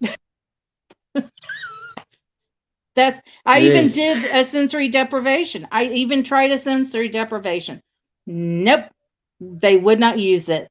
They're like, you're talking to me, you're communicating with me. Why do I have to do that? We've also got that problem. Yeah. We've also got that and my husband was saying the same thing. My husband was going, why are they going to talk to you through that when they know you can talk, when they can just talk to you. right. When I they said, know well, that you can, it's worth when a they try know just you to see don't what would happen. understand them. When they know you can't hear them, they will communicate to that. Yeah. Well, they'll just talk because I don't think they really know what the hell we do. I mean, those people haven't seen cell phones, radios. Okay, I think by now they've seen so much of it, they know exactly what it is. Right. But yeah, So no, I don't know. I find it very interesting, hearing stuff like that. I've reached out to a channel and said, hey, if you're dealing with a child spirit in an insane asylum, don't talk about their tragedy. Talk to them. Be a father. Talk to them. Ask what their favorite color is. What uh, cartoon? What toy? Talk to them as a child. They've already dealt with their tragedy. They don't want to talk about it. They don't want to hear it. I said, just talk to them. Trust me. I said, you'll get more responses. Yes. Talk to them like they are the living, and they will talk to you like a living person. It's as simple as that. And this person didn't really believe in people being sensitive. And hey, I respect that. That's your thing. And they were doing a live, and I said, hey, there's a young person, a little older than a teenager, and they're a little frightened of you. Well, everybody was shocked, and I was like, they're not. They're frightened of you because you're a big guy. You mean no ill will, but you're a big guy. This female is frightened of you, and it came through on the spirit box. Yes. But you must know now, this person that we did not name, if he's going to walk into this place with the way he looks, You think they're going to talk to him? No. I wouldn't. I'd be And flipping with the scared of this attitude. devil that's coming into me. The attitude as well. I mean, yeah. I mean, that Yeah, but I believe if this said person actually went into somewhere haunted, he'd be scared spitless. yeah, I guarantee you. You know,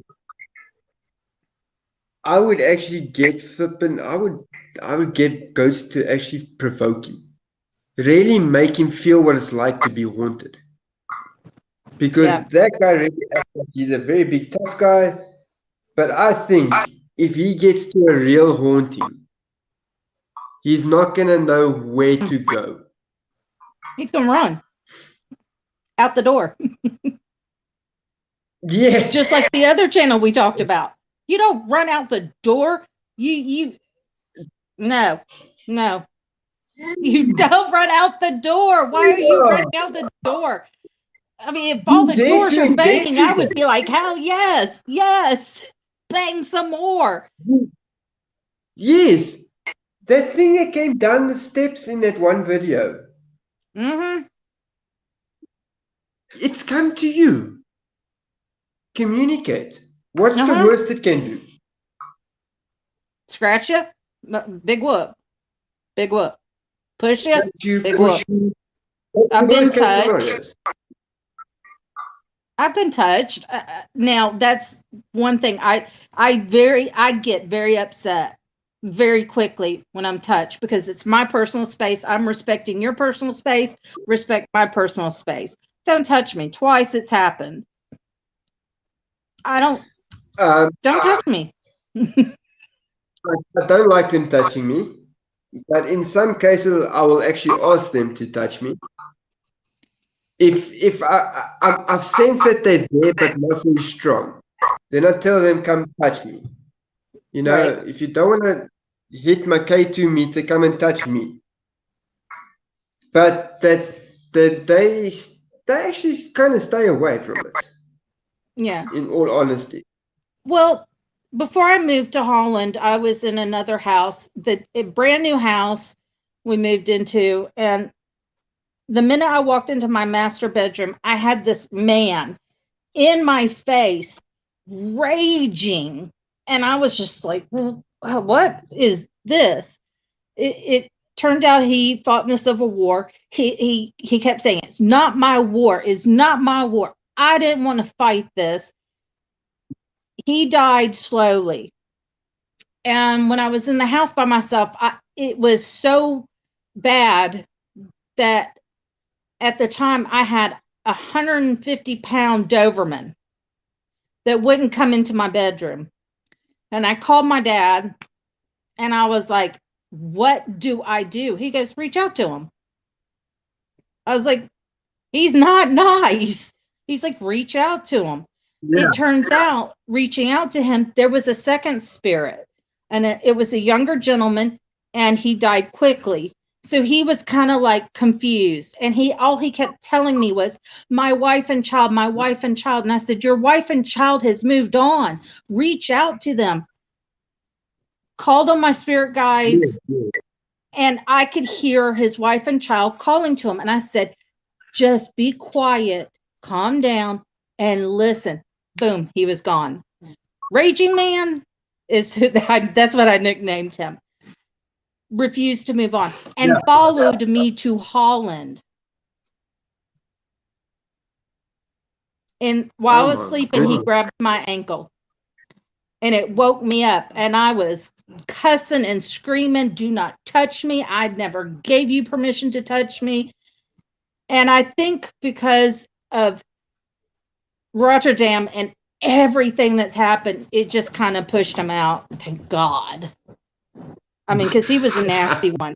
He was nasty, cussing, screaming, wouldn't want to listen to me. Nothing I did would help. He no. So I good riddance to him. He was He was awful, awful. But I think some of these channels, if they ran across even something like that, it would scare the I mean, it was my house. I mean, I still function in my house and still dealt with Raging Man, but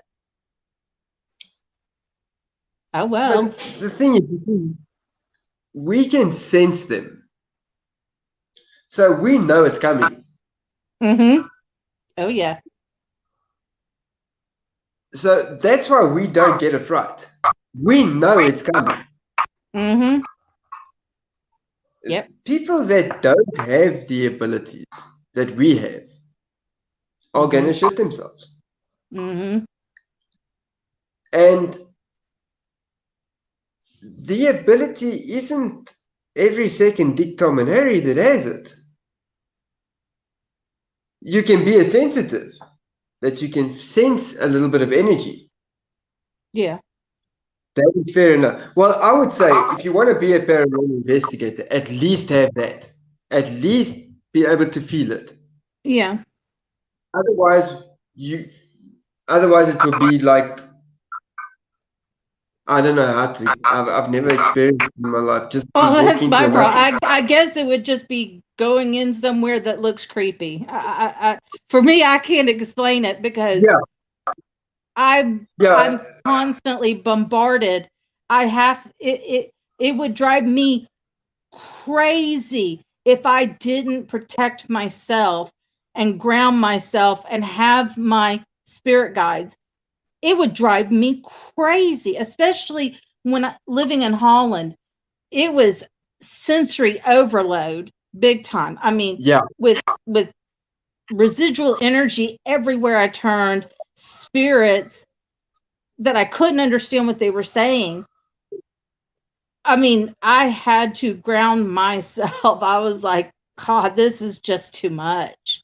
I mean, and my poor dog is picking up on everything. I mean, my husband was the one. He's like, you're like a lighthouse. You're in this dark room and you're this lighthouse, and they're like literally flocking to you, wanting to get their message out to you, or just wanting to communicate. And he's like, he's like, you're like a lighthouse. And it's a pain in the ass. I mean, people are like, oh, what a gift. Yeah, okay. You be a child with it and not understand it, and it scared the daylights out of you. Then you're gradually growing up and slowly learning and understanding and growing as a person and growing as your abilities grow. It's not fun. It's not fun.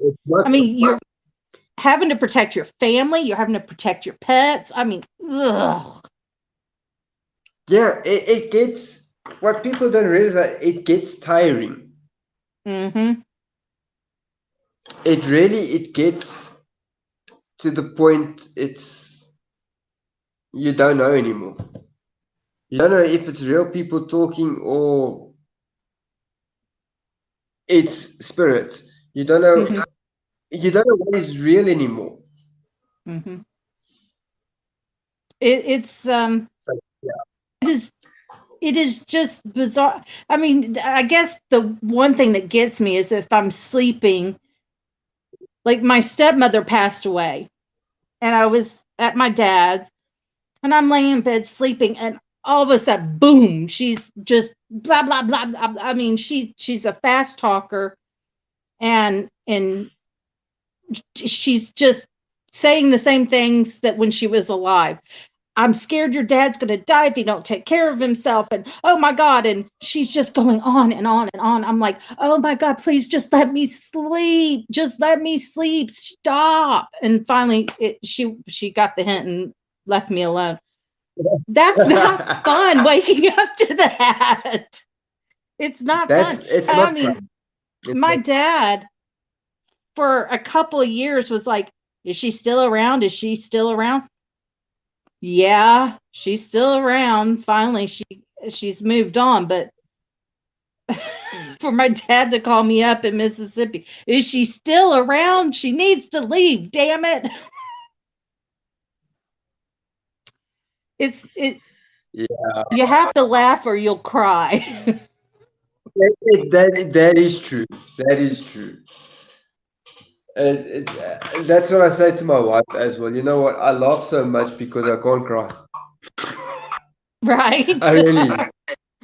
I mean, that's the one we've always kind of kept humor in it, because otherwise it's just, oh my gosh. I mean, You feel very insane if you don't put humor into it. Life's way too short to take too seriously. In any yeah. case. Yeah, but you have to. I mean, if you're dealing with a spirit that has tragically passed, that's so depressing. It's so sad, and it is mentally exhausting. And it's just, sometimes they just pass on, and it's easy peasy. And you have to. If you don't laugh, you'll cry out of pure craziness. Yeah, I do totally agree with that. But And Kim, I think I'm gonna end. yeah, you're yawning quite a bit there. I'm sorry, Yeah, it's 3:30. Yeah. Um, but yeah, Kim, I've subbed to your channel. I'm gonna You've go. got my email, so you need to email me, because I would love to do an interview with you. Okay. We can do. Actually, I would like you to do one with our whole team because. Yeah, no, just me. Just me is fine. I speak for the whole We team. can in work any it out. case. I'm very easy to deal with. We can work it out. No, we can do that. But then I'll be coming in as Dead Bundy instead of Allan's vlogs. Then I'm a totally different person. That's fine. Because We'll have fun, that's for sure. that is definitely for sure. But okay, then we'll chat again. Yes, definitely. And thank you. And I hope everybody in your chat the best. They are some wonderful people in there. Yes, I see a lot of great people came. Were and then they left, and we still got 5 people. Yeah, so I just want to say thank you, guys. Much appreciated. And I think we if I do an interview with you, I think a lot of people that follow me will definitely sub to you. Oh, that would be nice. Yes. Get So, you yeah. all the help you need. Yeah, let's see what we can do. I just hope I can keep the channel. I'm gonna try and keep it as long as I can. Well, that is the main thing. I will do the best I can for you. Okay. The last 2, they got subbed. I mean, so I don't see why anybody would, because everybody knows. I mean, that's what I talk about is the experiences. So they'll be just as interested listening to you. Okay. Yeah, I've got some good stories as well. I don't talk about them all, but I've got some interesting ones from before an investigator, when I was it was still just a pipe. That is quite interesting. That'll be cool. So yeah. Definitely. Yes. Well, yeah, honey, you go to bed and have some wonderful dreams. Yeah, I hope I will be able to. I really thank do. you for having me on. I really appreciate it. I am so glad I found you. No shit, I must say thank you for joining me. Otherwise, I would have been speaking to myself here the whole night, because not one other person did. I am used to speaking to a camera. but for 4 hours and 17 minutes, I'd look crazy. I know. Trust But me. okay, Kim. All right. Good night. Good night. Okay, and use people in the chat. If you have been with me from the start, that's a whole 4 hours and 16 minutes that we have been together. I do want to thank you for that. I do thank those that popped in to say hello and popped back out. I did get one or two donations in the time. I do want to thank you for that. It will help a lot. I hope it will just be enough to actually let me keep this channel.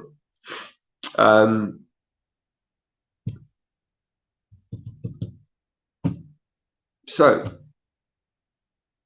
let's say for one last time, remember to mask up, to back up, to shut up, and to wrap it up. Guys, that's me from Allan. Goodbye.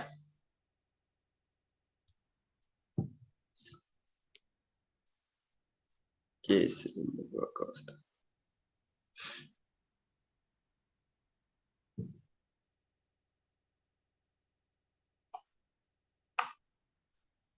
End.